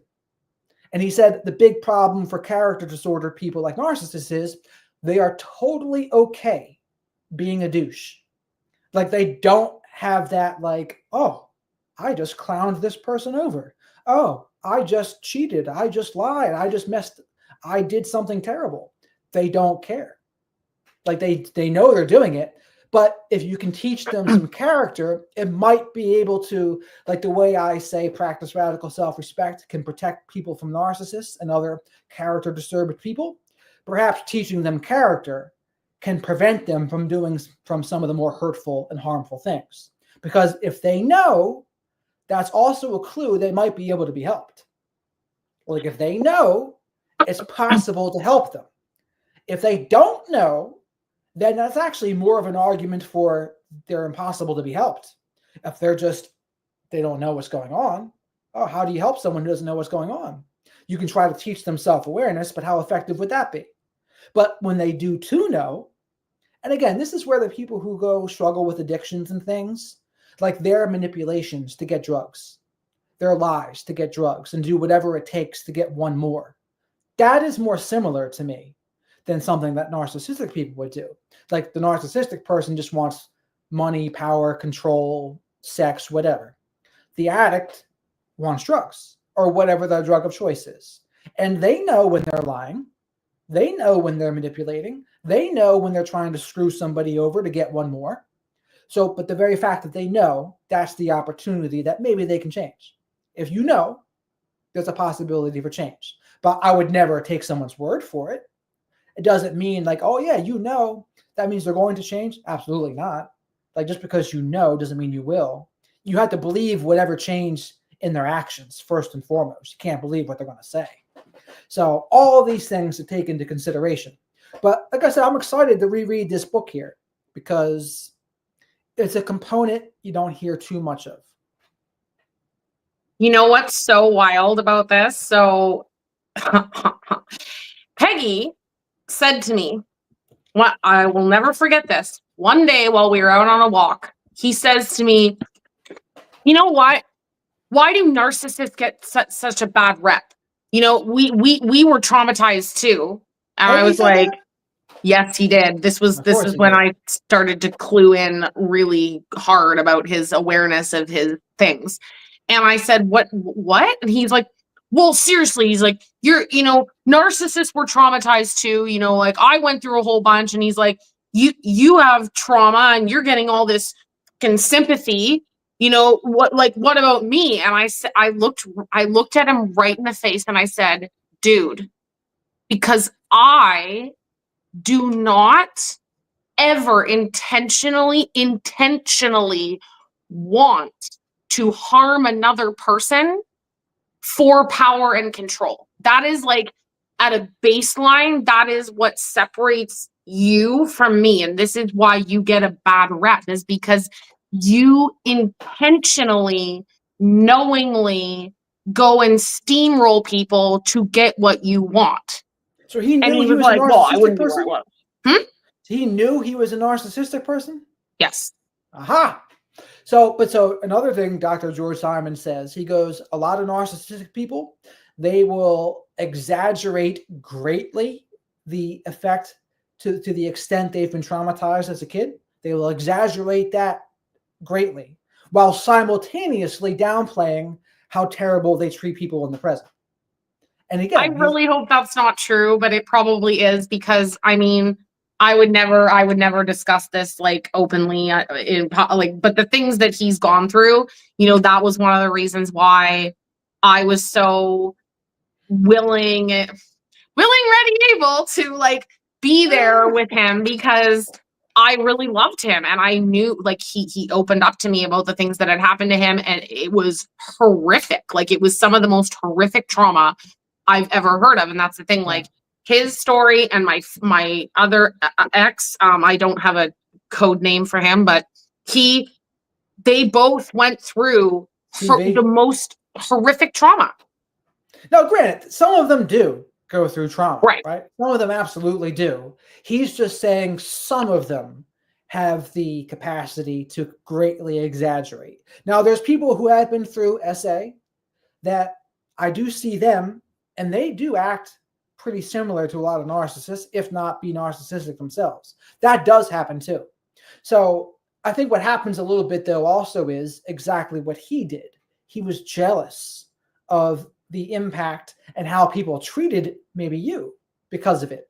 So he was envious of how people were giving you sympathy or what attention or whatever for it. And that's the character disturbance part right there. Wanting that part. Oh, I'm jealous of how people are treating you because of what happened to you. That's when you're getting a little off the rocker there, when they do that. Not good. Yeah, it was very much he loved who I was and what I stood for, and like all of his friends called, my nickname was the light. I was called the light. You are our light.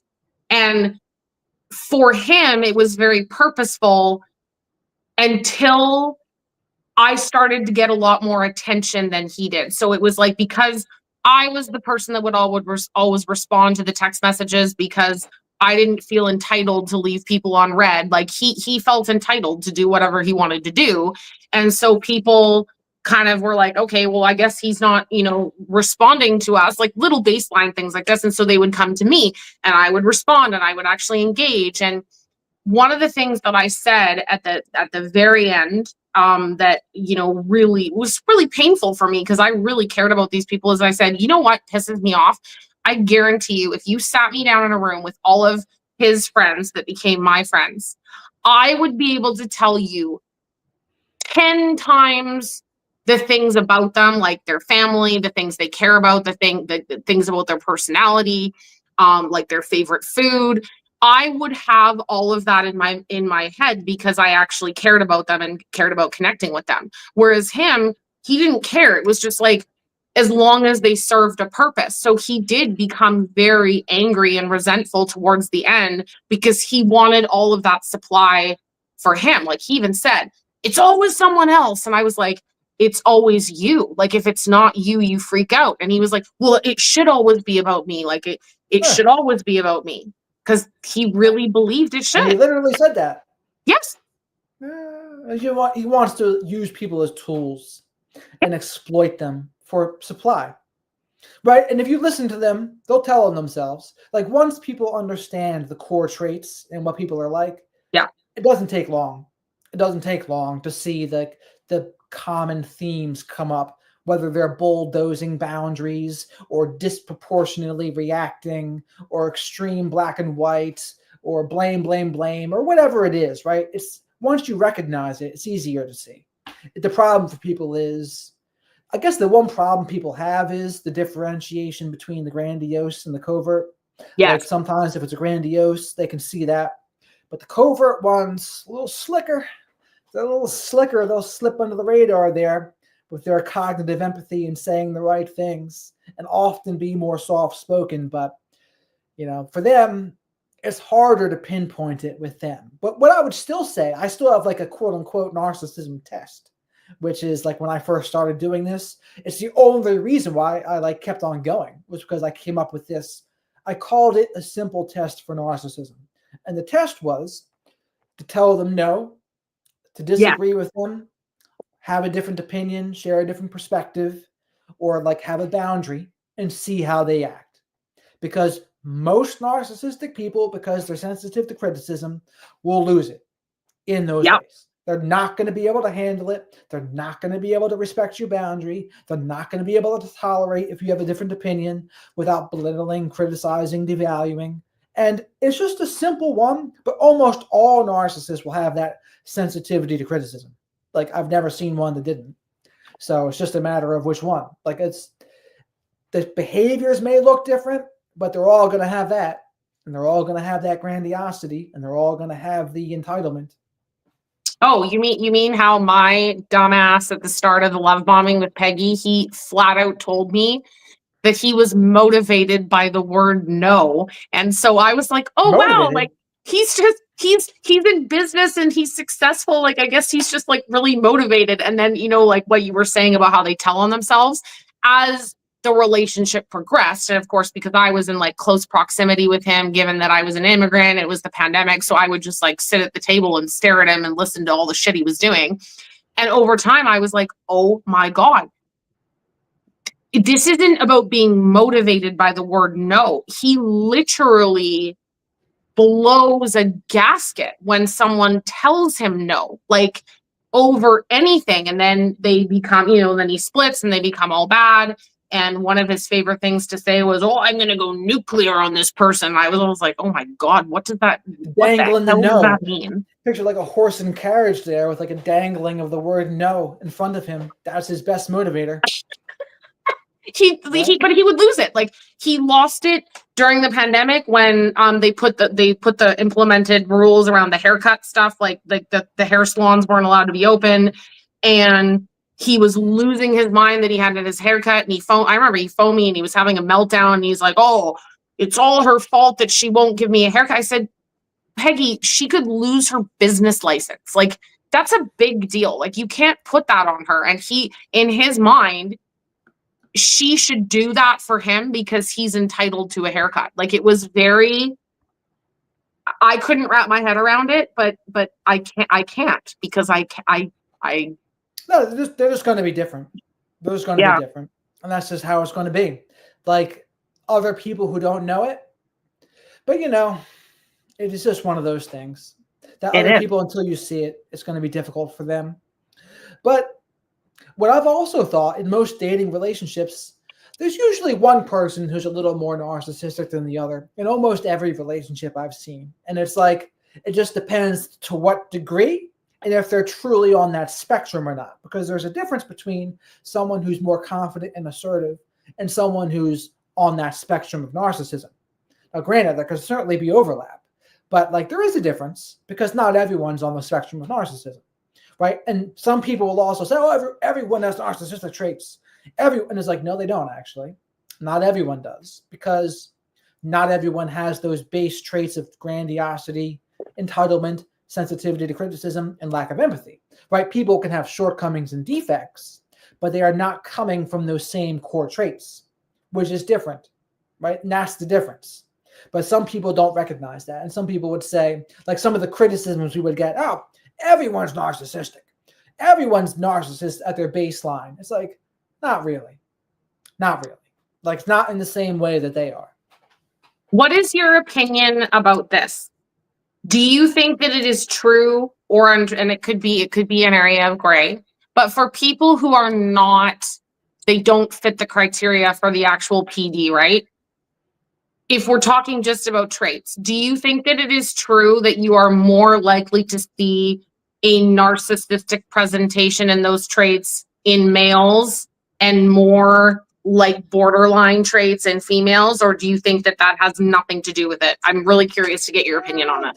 A guy I interviewed before, Ryan Stone, he says that. He says that men, like masculinity is more narcissism and femininity is more borderline. Now, granted, he's just spitballing about that, though. There is no scientific backing for that. Yeah. But I've toyed around with the idea before. It's like, is there truth in that? Is there a truth in what he says with that? And it's possible. I'm not completely dismissing it. Because when you put it through the lens of like the kinds of guys that I see that women go for a lot of times, so many of them are absolutely narcissistic. So it's like, what is it they're into? It's like, it's not the narcissism per se, but what if narcissism is the masculinity part? I don't know. Containment. Well, I mean, that's the thing, but that's another thing we should talk about. Masculine containment. So the containment piece, that to me would be the healthy versions of a masculinity, plus some of the good parts of like a thing a narcissistic person would do, like without the abuse and control parts. Yeah. The intent is honorable. Right. And so, I don't know, like, what do you think about the masculinity and narcissism, femininity and borderline? Well, I mean, the reason I asked is because I think, again, it's not going to be a black and white thing, right? Where it's like, oh, only women are going to have the borderline traits. We know that that can't be true.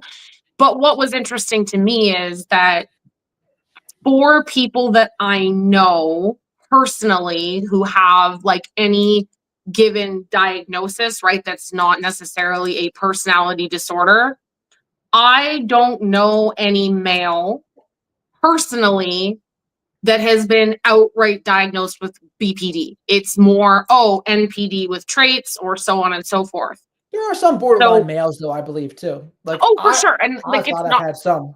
Right. And it's not, again, it's totally not a black and white thing. So I'm not like, it's all females are borderlines and all males are not. But it's just, it's kind of just like an interesting thought experiment, I think, is what that guy says. It's like interesting to think about. I don't know how true it is, but it's interesting. It's an interesting perspective. But go on. Yeah, no, I have already said I have borderline traits. That was like in my report, and she, because after what happened with my first husband, I was very like, oh my God, am I a narcissist? Like I come from the narcissistic family, like I'm freaking out that I might be. And she made a point of saying in the report that there's no narcissistic presentation. It's borderline presentation, even though there's overlap. But of the males that I know that have ever bothered to go through a psychiatric evaluation, if you will, and get diagnosed with X, Y, or Z, they typically will have more of those narcissistic traits if they're present, as opposed to the borderline. And so it got me thinking around, like, women, the feminine energy around the emotions and wanting to feel safe to express our emotions, right? And then men, I got to be tough and not express my emotions. Like, it makes me think about the containment stuff a lot, with the masculine containment and the feminine. Like I said, it's the missing component, I think, to a lot of the guys that would struggle with being a nice guy, quote unquote. They're missing that containment because they think, I just got to let the woman be free, do whatever she wants, because they're very afraid to be controlling, perhaps. But like what Teal Swan says, like, there's a happy medium in there where it's like, she wants to feel your presence, that you're actually caring and protective of her. But some people, they're afraid. They're afraid, I don't want to be considered controlling. I don't want to be considered narcissistic. So they just let the woman do whatever she wants. And I guess what Teal Swan says, which is why sometimes people think she's controversial, is she says women don't like that. Like, they don't want to be astray because, and she would say, well, some women say they're totally fine with it while presenting all of the symptoms of not being fine. And I was like, oh yeah, probably. So So like when you're not having a good sense of containment from someone, because she mentions it's not just in romantic relationships. You can get that from your family. You can get that from maybe even a workplace or society to a lesser extent. But she said the women that are like astray, they're not doing too well. And she said they might not even realize it, but they're presenting the symptoms of someone who is not being positively contained.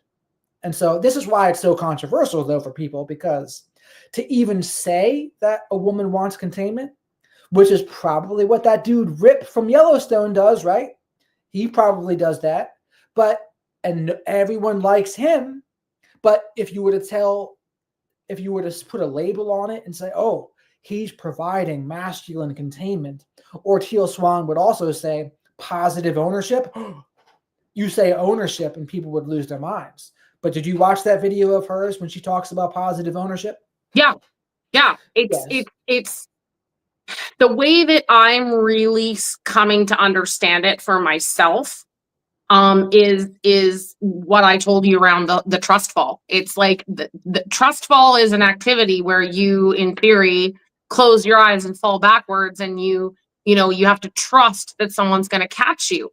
But for me, containment is not just, do I trust that they'll catch me? It's, can they actually hold me up when I don't prompt them. I don't say, okay, I'm coming in and I'm going to fall backwards now. Are you ready?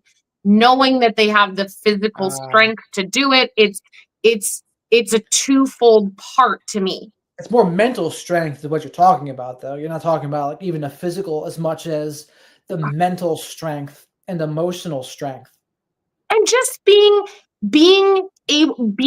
sure of yourself. Like that's the thing about Rip, his character in Yellowstone with Beth, because Beth is, my God, I love her character, but holy crap, Beth is the most eruptive, erratic, impulsive, sometimes manipulative woman, but underneath that layer, because she has had to provide containment for herself. That's why she's so pissed off at the world, is because she's had to do it all herself. She's like, I got to do it myself.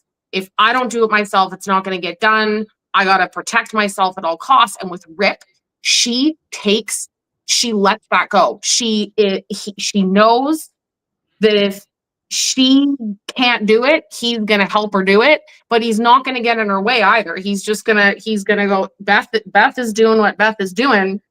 And when I know when I need to step in and be there for her without like stomping on her autonomy. Like it is a dance. It is a very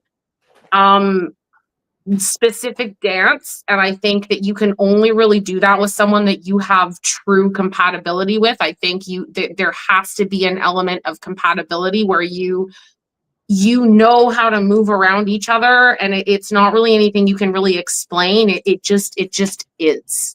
Here's the thing, though. Does he take disrespect from her? Like, does she mistreat him? No, I personally don't think so. I don't know. I haven't watched the show, so I don't know. You can tell she respects the shit out of him. Like, she really, in all of her impulsive behavior and the way she is, like, because she's pretty out there, but she respects Rip. So she speaks to Rip differently. She's pretty provocative with him, and a little more in it. Like, there's more of that feminine piece with her. What I see in some of like people I coach that are men, it seems like the women in their lives, they're missing that respect component for them. Because when they tell me how they're being talked to, it's like, so the guys will be like, I'm trying to have boundaries. I'm trying to be assertive. But then I'm hearing how the woman's talking to them. And I'm like, you know what? There's just a missing piece here. They are not respecting you. Like, the person that respects you is not going to call you like a P word, is not going to be like, you are a coward. You're going to run away. You're going to abandon us, and just talk down to them and belittle them. It's like, you don't talk to someone you respect like that. And it's like, how do you get that point if you don't have it? And to me, what I say to them is, there's really if they're not going to listen to your words, and they're not going to be intimidated enough by your just presence in your words, the only thing left to do is to walk away. Like, that's the only thing that's going to communicate, I'm not going to accept being treated that way. There's nothing else you can do. Now, granted, because like some women who get disrespectful like that, they get into a world of hurt too, because some guys really don't give a hoot, and they'll mistreat them right back. And so then it gets into a bad situation. But like for guys who aren't going to do that, the only thing left to do is walk away. If they're not going to respect your words and respect your boundaries, and everything's going to be your fault because they have that character disorder issue, what's left to do? That's why that respect piece, the respect piece is a prerequisite of a strong foundation. Without the respect piece, you shouldn't even be thinking about making a foundation with somebody. So I would thought that would be self-explanatory, but perhaps it's not self-explanatory. So because people wind up in these positions where they're with a partner who doesn't respect them. And maybe in the best case, you could say, well, maybe they did respect them in the beginning, and maybe they lost respect for them over time in the best case. But I don't know. Does this happen to you? Yeah, that's that. So I am a person who like, and I don't know if this is a good thing or not, but I am loyal to you until I literally can't stand your ass. Like that, like you I'm that way. Yeah, like you have to push me to a point of no return. And when I get there, I'm just done. I am done. I have the, like, I don't know, maybe like we would call it a bit of a split. It's like, cause I do know that Is that happens really to a me. split though? Is that really a split when we've just had enough? Because I think I make them all bad. Like, granted, it doesn't, for me, because I have the object, you know, I don't look at a person as an object. I can see them as a human being with feelings and needs and wants. But for me, after a period of time, and it's not like 5 seconds, it's like months and years even, where a person either repeatedly lets me down, they repeatedly hurt me, they repeatedly, like, it doesn't necessarily need to be abusive, right? It's just crap. And then I'm like, you know what? I can't stay in this union with you, this relationship or this friendship, and still respect myself, because what ends up happening is I can feel that I am leaning into mistreating, like, you know, like we could even say like maybe I could lean into some more abusive things.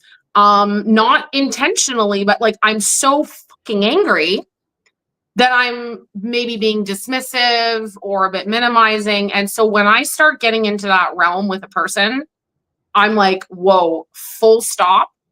Like, you have to seriously take accountability for this and look at this. Like, you can't, if a person harms you and mistreats you and you don't have respect for them, you kind of have to make a choice. Like, can you continue this relationship, and do you want to work on it and be like involved in it, or do you say like, I sign off? And that, I know that is a I'll just be really, really like vulnerable. It's a more toxic part of me, that I will stick it out with a person too long, thinking that I'm being this loyal being, and then I'm betraying myself and turning into a person that I don't want to turn into, right? So it's like recognizing where the line in the sand is, where this relationship no longer is healthy for me and even that person. And it's tricky. It's tricky to do.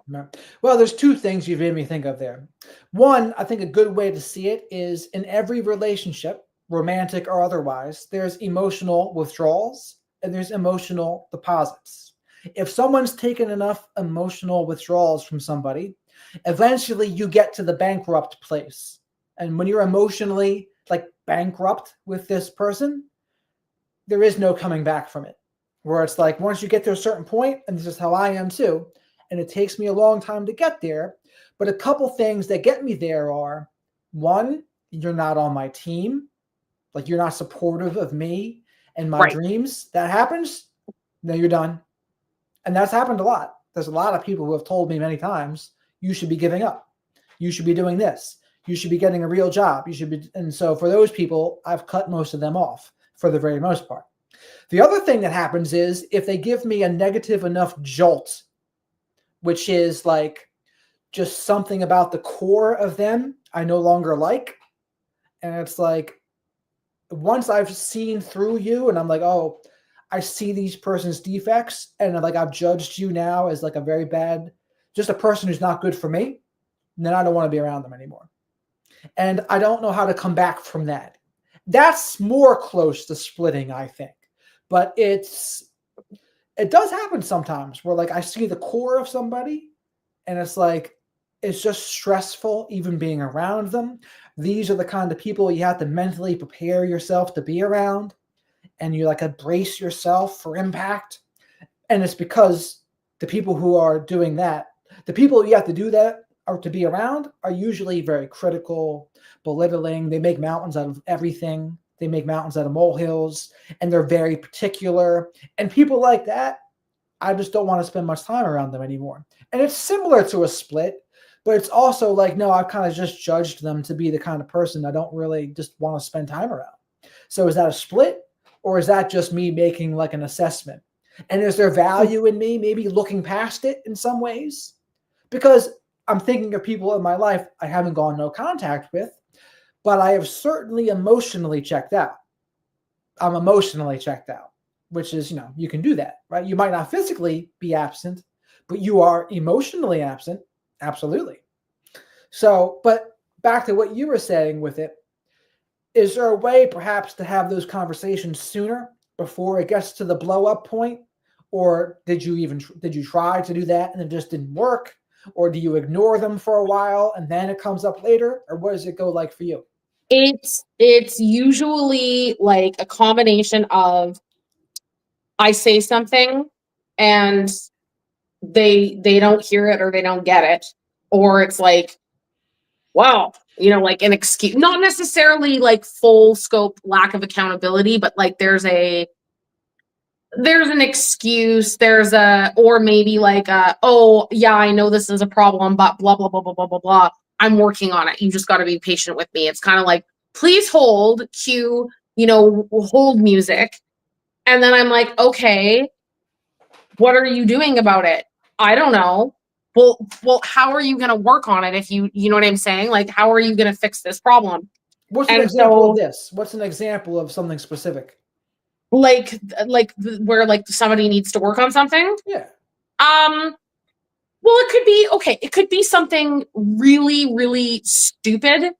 Like I'm being really nitpicky here, but it could be like if you're living with a person and no matter how many times you really nicely say, hey, you know what, like, could you like not leave your bag and your shoes like strewn across the floor? Like, I'm the kind of person that I'll pick it up and I'll pick it up and I'll pick it up, and then I start to feel resentful because I'm like, no, you're a grown ass adult. Like, how hard is it to not leave your shoes and your bag in the middle of the floor? And so then I say something nice, and then they're like, well, it's not a big fucking deal. Like, why are you being such a hag? And then so I like, maybe they don't say that, but and then over time, it's not just the shoes and the bag. It's like they're leaving more and more and more things all over the place. And I confess, like, I'm a very clean person. I have a clean environment, and that's just kind of how Kelly rips. And so it could be something as nitpicky as that, but it could be something really big. It could be an avoidance behavior where a person is like, maybe they're coming to me, like a friend is coming to me and they're like, oh my God, I'm so fat. I hate my life. I'm so fat. And I listen and I listen and I listen and I listen and I like help and I give suggestions. And 2 years goes by and they don't want to do a goddamn thing about it. They just want to be a victim. And then they want to get mad that I've effectively this last year lost 30 pounds. And they'll say things like, oh, isn't it so nice that you did that? And isn't it so nice that you had all this time? And I'm like, I put in hard work and effort to achieve that. So it's that invalidation. But your I friends, like that. quote unquote friends, were saying this. So Yeah. envious. They're envious, I guess. Yeah. I am a person that is all about call to action, right? Like, it's like, if I don't like something going on in my world, I'm not saying that I'm a perfect being. It's not like I'm going to do this right every single time. But if I don't like something, whether it's the way my body looks, or something in my circumstances, or even if I just don't like the content that I created on TikTok, like it could be that basic, I do something about it. I'm like, call to action. I have control. I have agency and autonomy over the things that I'm doing. And if I want these things to change, the only person that can change them is me. Like, Right. so when I'm around people that don't have that agency, they don't have that desire to take that accountability and like level themselves up, like I get pissed off being around them because they're just like, my life sucks and everything sucks and I'm fat and I have no money and I hate my job and I hate my life. And I'm like, See, yeah. Well, this is where that's the victim people. yeah, Like, the victim people, being a victim is not supposed to be the final destination. It's only supposed to be a step on the path to recovery. I yeah. think that's important for people to remember. And the other thing you were thinking about, when I'm around people, something that annoys me is I hate being controlled, for one. Yeah. Or like, and if someone were to initially bring something up to me, oh, Jared, don't do this. That would probably annoy me at first too. But if I really cared about them and I respected their like thoughts and wishes, I would probably make an effort to like, okay, like I understand it. They like this a certain way. So I'm going to try to like work with them as opposed to just fighting it. And that's just to go to your example of what you're talking about with the guy there. But that's just a minor example. And in relationships like that, are there just a lot of small things that turn into a big thing? Or is there more like big things going on? I think it can be both. I think there can be, and for me personally, this is why I say like there is an element here that boils down to compatibility. Like I just really Absolutely. think that when you're compatible with someone, you don't even have to have these conversations because you just get it and you just both do it. Like you don't even have to talk about it. But even if they do something that's a little bit irritating, I'm just going to be honest, it irritates you less than it would a person that is you're not compatible with. Like whether it's like Ah, compatibility great point. emotionally or attraction, like you just don't care about it as much because you're like, you know what? We work so well together and I'm so happy, and like who gives a shit about his shoes on the floor. But if you're really unhappy, ooh, maybe here it is, if you're unhappy about bigger things, right, that you're not addressing because it's too difficult or they won't listen and they don't want to be accountable, I think you start to, especially as a woman, not being in my divine feminine, I can't be soft, I can't be like sweet and emotional Right. and like all That's what I those tell things dudes. I tell because I'm dudes, pissed off. whenever women are coming to you with something, it's usually a symbol for something else. Like if she's Right. really bothered by it and like it seems like it's something trivial, it's really like, what does she really mean? And it's like that video I made, it's almost always going to mean they don't feel loved and they don't feel safe. At the bottom of it, when it's that kind of thing, often that's what it is. Now, of course, it's not the only thing it can be. And of course, there's narcissistic and borderline women that are going to be impossible to please. That's your disclaimer for the black and white thinkers out there. But for other times, it is absolutely true where, yeah, they're going to come to you with something, but that's not really the issue. The issue is something a little bit different. And the other thing you made me think about there is the foundation piece. When you're getting along with somebody, a lot of the things that would be issues are not going to be issues with someone you're compatible with. And this is also why family dynamics are so wild, because you're not always compatible with people in your family. So you're there growing up with them, and that you might not necessarily be compatible with your family. You might be like clashing against each other your whole lives. So those things that in a friendship or a romantic relationship, because that's the biggest difference with friends and family, you choose them, or excuse my family. With friends and romantic relationships, you choose them. You choose Yeah. your friends. You choose your romantic partners. You don't choose your family. So it just provides a lot more opportunities for butting of heads, clashing, people's just temperaments not splicing well together. So it explains a lot, explains why so many family dynamics are wild. And I was watching this dude the other day, and he had a great point with this. Is a pastor, I think. And he was saying, if your family lives for the holidays, like Thanksgiving, Christmas, or whatever it is, that might be a dysfunctional family. Like if you don't see each other, just like on the regular, provided geography isn't getting in the way. Like if you're around, but you're still living for the holidays, something might be up with that. Because if you had a close relationship, maybe you'd be talking all throughout the year, seeing each other all throughout the year. But the toxic scenarios, that's when you only see them very occasionally, when you feel like you have to for the holidays. And we're coming up on the holidays here. Someone in the chat here mentioned that before too. Narcissists in the holidays, where they are going to ruin some special occasions out there. They are going to make it about them. Oh, or, God. you feed them some booze or some other drugs at these holiday functions, and it gets wild. I mean, alcohol and drugs is gasoline to the narcissism fire, basically. And it's like a weak substitute for narcissistic supply, as H.G. Tudor would say. But it is still that. Like it's a substitute supply in comparison to the other things.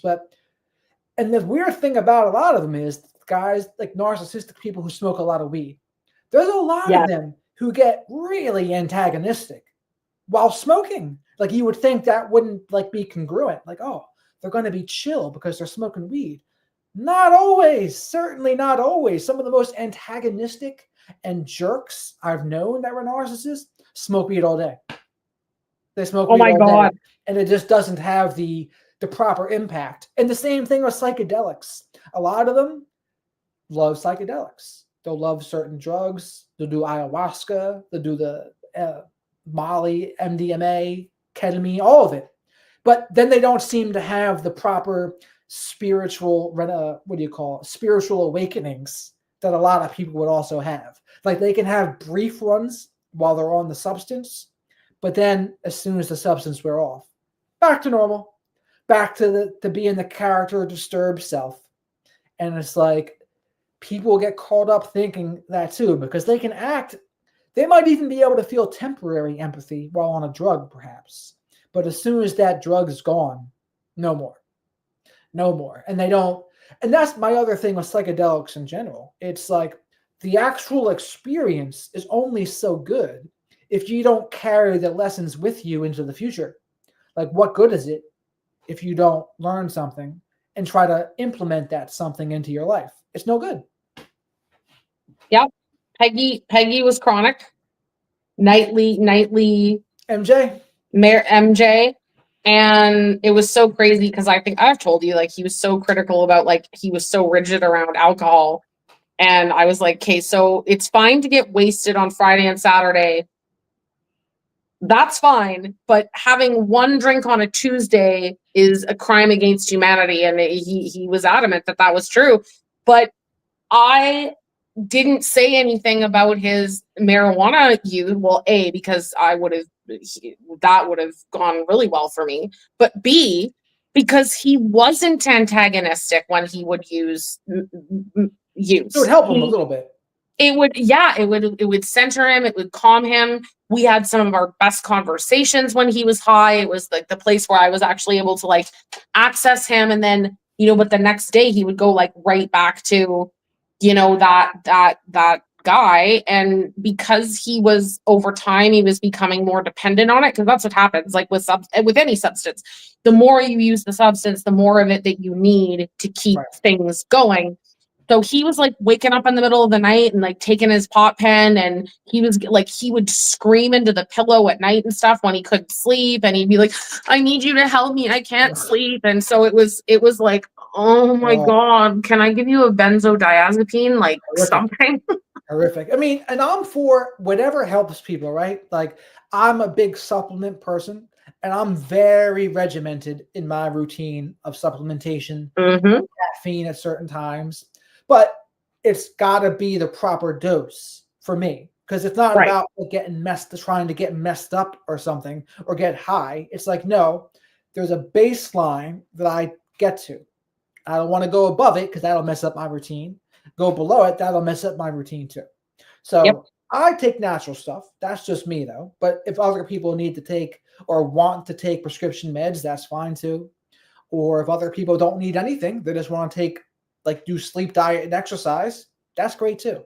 But I do have a suspicion, and I think you'll agree with this as well, that with our foods and the way things are in our diet and all the chemicals floating around, I have a suspicion that we're not getting the proper nutrition. Like the things, the fruits and vegetables, the chickens and the meats and the fish, they're probably depleted of all sorts of nutrients.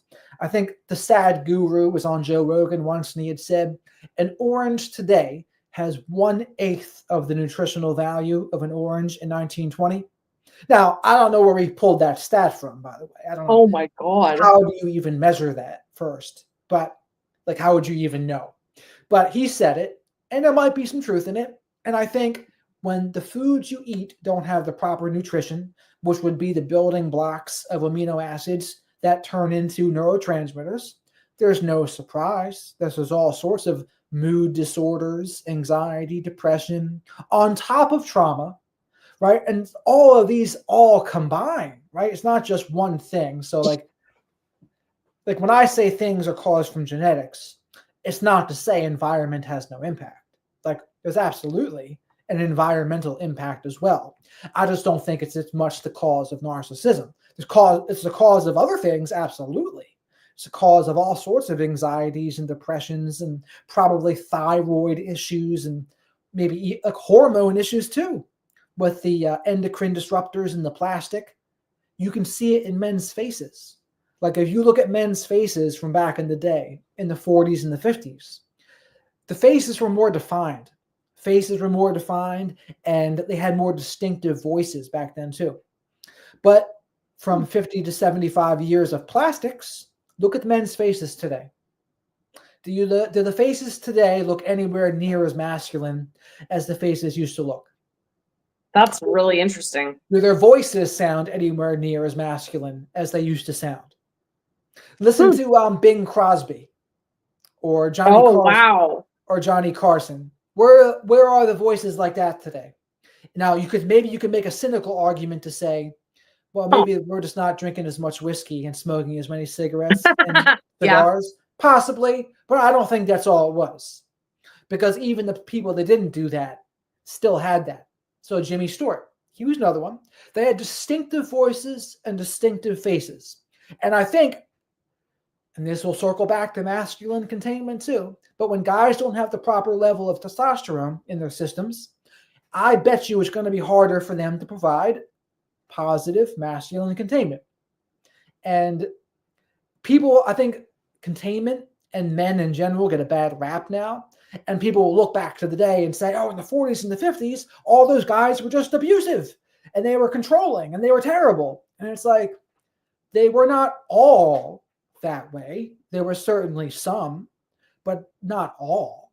Like, my grandmom's 95, born in 1929. And that never happened to her. Right. It wasn't her experience, and it wasn't a lot of people she knows experience either. But she misses it. She's aghast at how things are today. Because she's for women not even working. That's how old she is. She's for, like, women staying home and just taking care of kids. And she doesn't like it that's not how it is today. But, like, her just being 95, her saying that would offend people, because we've changed so much in our attitudes of what's acceptable, unacceptable. But in her lifetime, probably more change in any 100-year span from 1929 to 2024. So much. More change than ever in humans' history. She says her mother's generation had more change because her mother, maybe was like born in 1890-ish, 1890 something. So, but I don't think so. I think it's more now because of the last 25 years in particular. These last 25 years have been out of control in how much change there's been. Oh yeah, my grandmother, who's obviously now deceased, she was born in 1919. So she's 10 years older than your grandmother, and she, you know, she kicked it until almost 102. Like she had a long go, and that was one of the things that you know, when she was more with it, if you will, that we had conversed about, is the amount of change in her lifetime, what she's seen, like she said, like technology, healthcare, like just social norms, etiquette, like clothing, hair, like she said it was crazy to watch the evolution of going from being a little girl and what they lived with and what the world was like in 1920s World War, right? Like the depression, and then going into like her kids being born and what life was like in the 50s and 60s, and then going through what happened in the 70s, and then you get, I mean, I'm an 80s 90s girl, so I loved the 80s. Now, back then, I think this is what social media has done and the internet has done.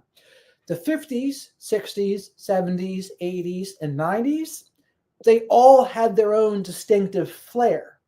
90s, what was that? Grunge and like the beginnings of like hip hop rap era, like Biggie and Tupac. 80s, hair metal, power ballads. 70s, classic rock era, and like funky era and disco era. 60s, more classic rock, San Francisco classic rock, acid wave kind of stuff. 50s, Leave It to Beaver. 40s, World War II stuff. But we don't get those distinctive generations anymore. And think of it like this. You know the movie Dazed and Confused? Of course. Love that movie. That movie was made in like 1993. And it was about like 1976 or 7. Mm-hmm. So it was a movie about 16 years ago. So that would be the equivalent of a movie today about the year 2008. And what the hell would we do? There's no difference because of social media, I think. I feel like the internet, 2008 is when it came around. Like that's when Facebook started popping off. MySpace was probably about to die at that point. But even then, it wasn't terrible yet, not until the smartphone. The smartphone comes around, and then all of a sudden it's completely different. And now it's everyone has the internet in their pocket. Yeah. Instagram, Facebook, Twitter, X, YouTube, all that. It's just so different now. And I don't think it's all good. Now, granted, you and I are both people that we take advantage of it, right? We wouldn't be doing what we were doing right now if not for this and social media. So I can't say it's all bad. I wouldn't know like my supplement routine if it wasn't for the internet and like doing my own research. I would never have been able to do all of this research if I was looking through encyclopedias or I know, or supplement books and things. It's like, no, my whole being is reliant upon the internet now. So I can bad talk it a little bit, but I fully recognize that I'm glad I'm in this era, because I used to be one of the people who say, oh, I was born in the wrong generation. I should have been around in the 70s, in the 60s or something. But it's like, as I got older, I realized, no, like I'm supposed to be in this generation because my life would be completely different if I was back then. It wouldn't be the same in any way. Yep. I wholeheartedly agree with what you're saying, but I will say that just the 2008 thing, the show that I was watching that I was telling you about, Tell Me Lies, which is like, oh, great show if you want to watch some narcissistic toxic crap, Jesus Christ. But they do a float back to their college days, which is like 2007, 2008. And I thought they did an excellent job of kind of taking me like when, like, because I'm sitting there thinking like 2008, like what the hell is even going on? But they did a really good job with like the clothing and kind of the things that were going on, and like even incorporating in like the first iPhone and iPod. Like they did a really good job of kind of mixing that in some of the music. And I definitely noticed that while I was watching it, I was like, oh my God, like they're doing such a good job of taking me back to that time and like where I was and what I was doing in 2008 or 2009, whatever the hell I was up to then. How old were you then? I would have 27, been, 27, 28? yeah, 20, I was 20, yeah, 27, 28. Yep. So that Just was a 12 young years ago for chicken. me. Well, that was pre-marriages for you. Yeah, what was this was right before I went to school to get my degree. This was like right like at the start of that. I got out of a relationship with a person that wanted to marry me that was an absolute he actually ended up getting diagnosed with NPD later on. Oh, wonderful. You I got a know. pattern. Got some patterns there, miss. I'm not in therapy for no reason. I'm not on TikTok telling y'all about it for no reason. Like I'm well versed and honest in my patterns and trying to break those patterns, right? But yeah, I was starting my degree up and I was working. I was working at the hospital, I was working at a grocery store, I was working at a physio office. I was here, there, everywhere, and I have no idea how I managed everything that I was doing and staying up until 4 o'clock in the morning. And I don't know how the hell I did it. You have a teaching degree, right?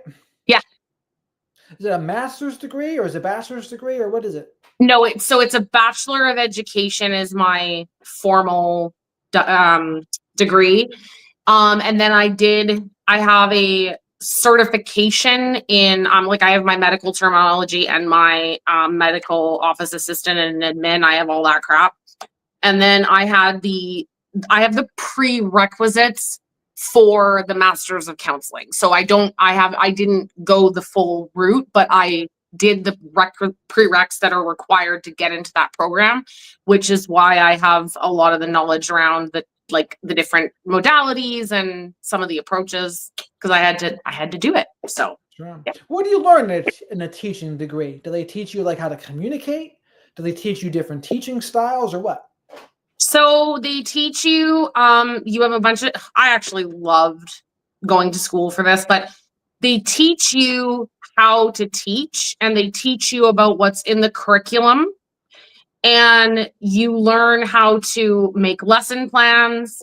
You learn about assessment. You learn about like formative assessment versus summative. Like you learn about the different types of assessment.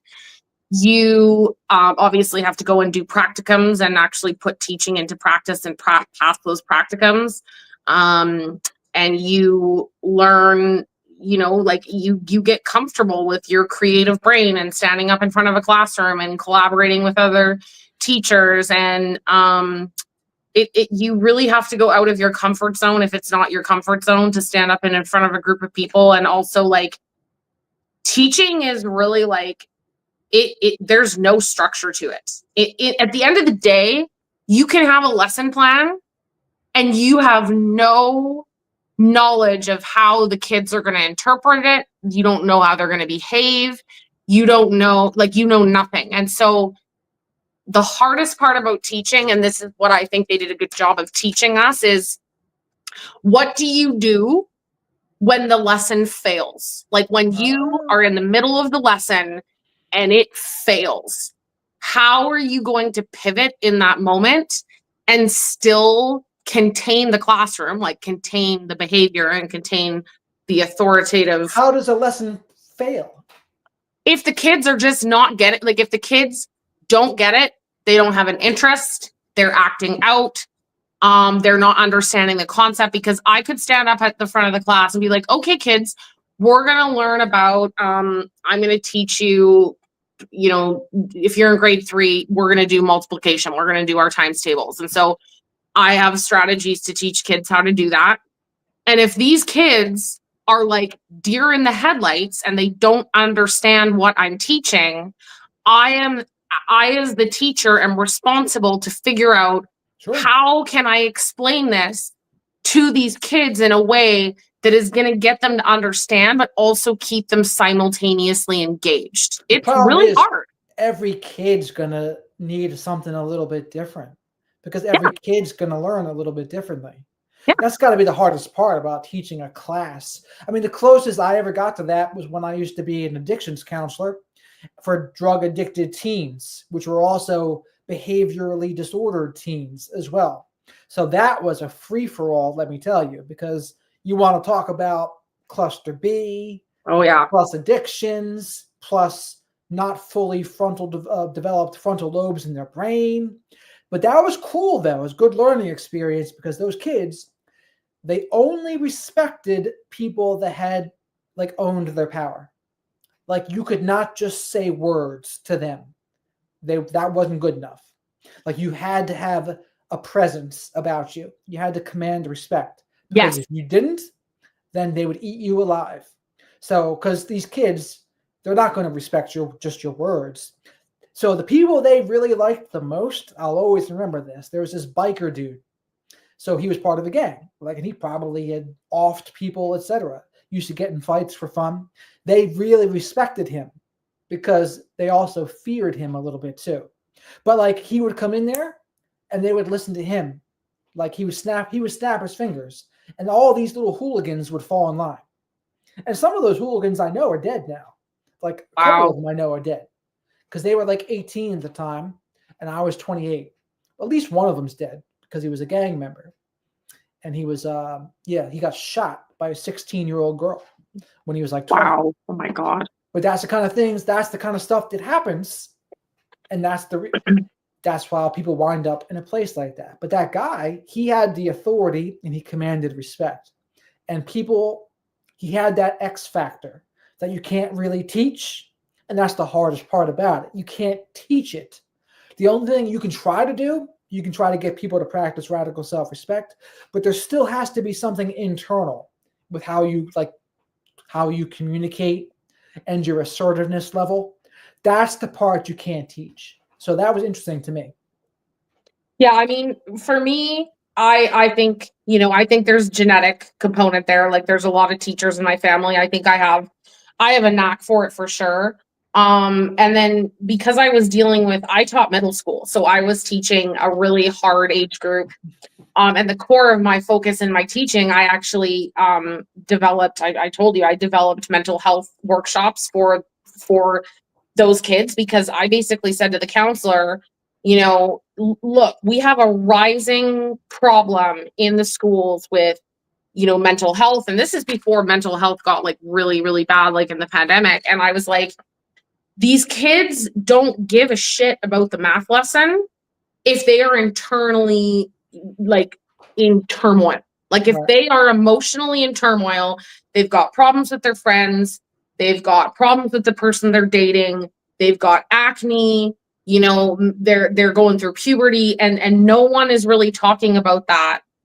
They don't care about the math lesson. So I want to start bringing awareness using my own personal experiences, given a lot of the trauma that I went through, but do it through the lens that was like safe and constructive for that age group. So I created this whole program with another girl. It was really, really amazing. I was really proud of it. One of my students, if you can believe this, found me on TikTok. She found me on TikTok and she's like, oh my God. She's like, you're still doing the video thing, because How old is she would be 25. She said she's 25 now. But it's crazy because I used audio visual in the classroom. Like I was a little bit new age. I was a little out there.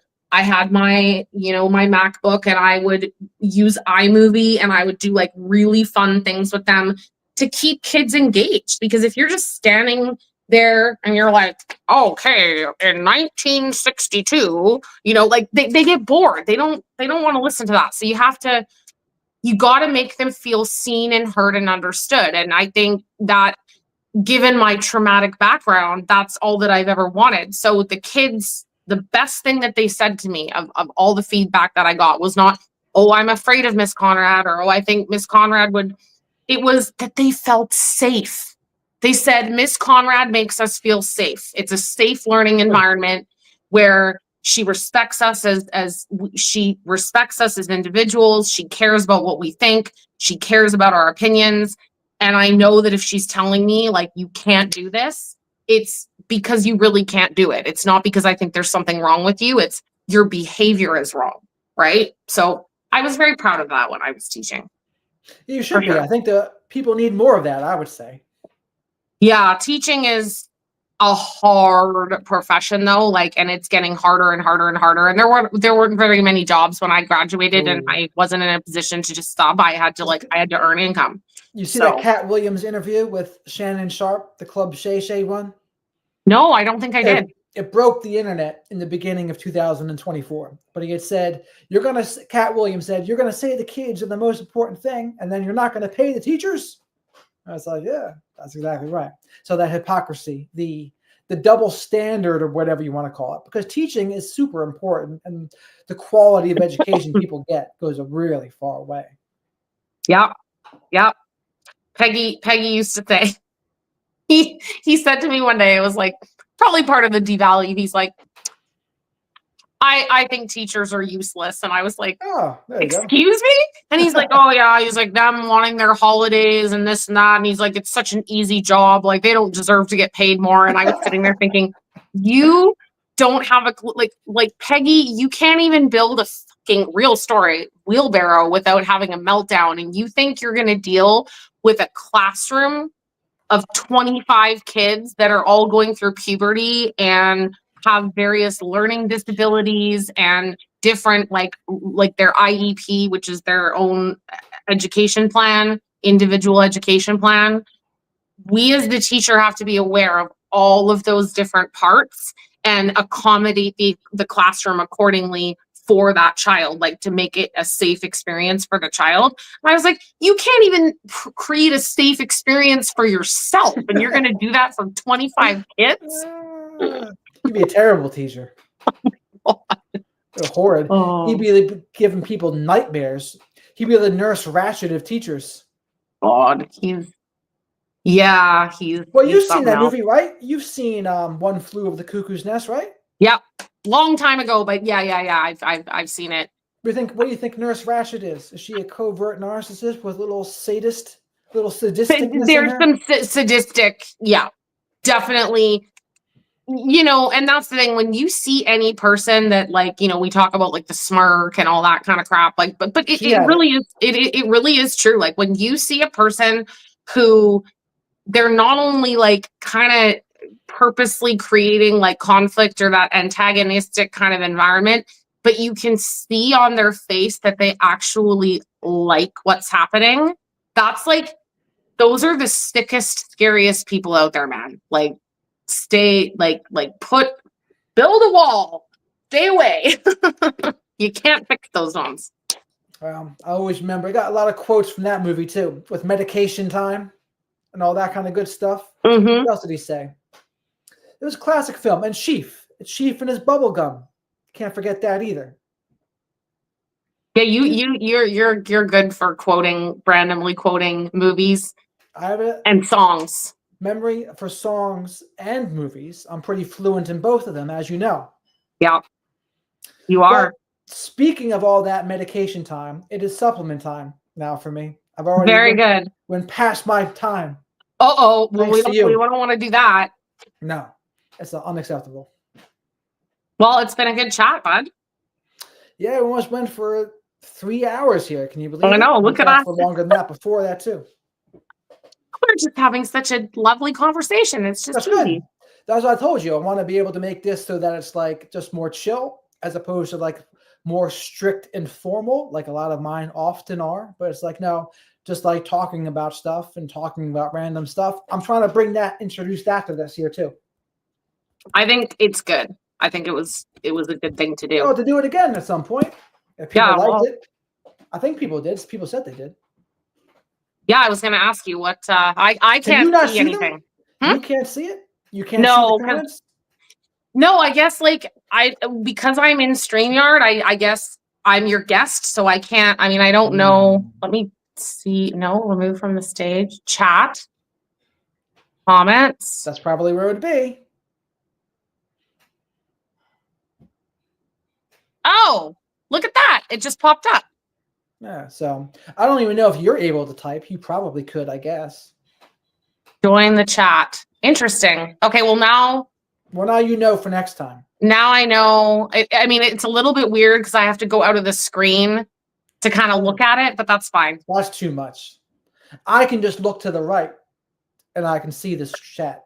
Yeah, and that's the thing. Like I try, like even when I'm doing a live, like with Randy, like I'll do the live tomorrow or whatever, and I can see the comments in the bottom, and I can, like, for the most part, I do try to pay attention because we do actually answer questions, right?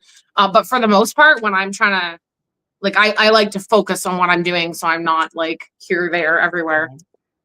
Any closing thoughts for you? Be good. Have a good Saturday, everybody. There you go. That's a good way to end it. Yeah.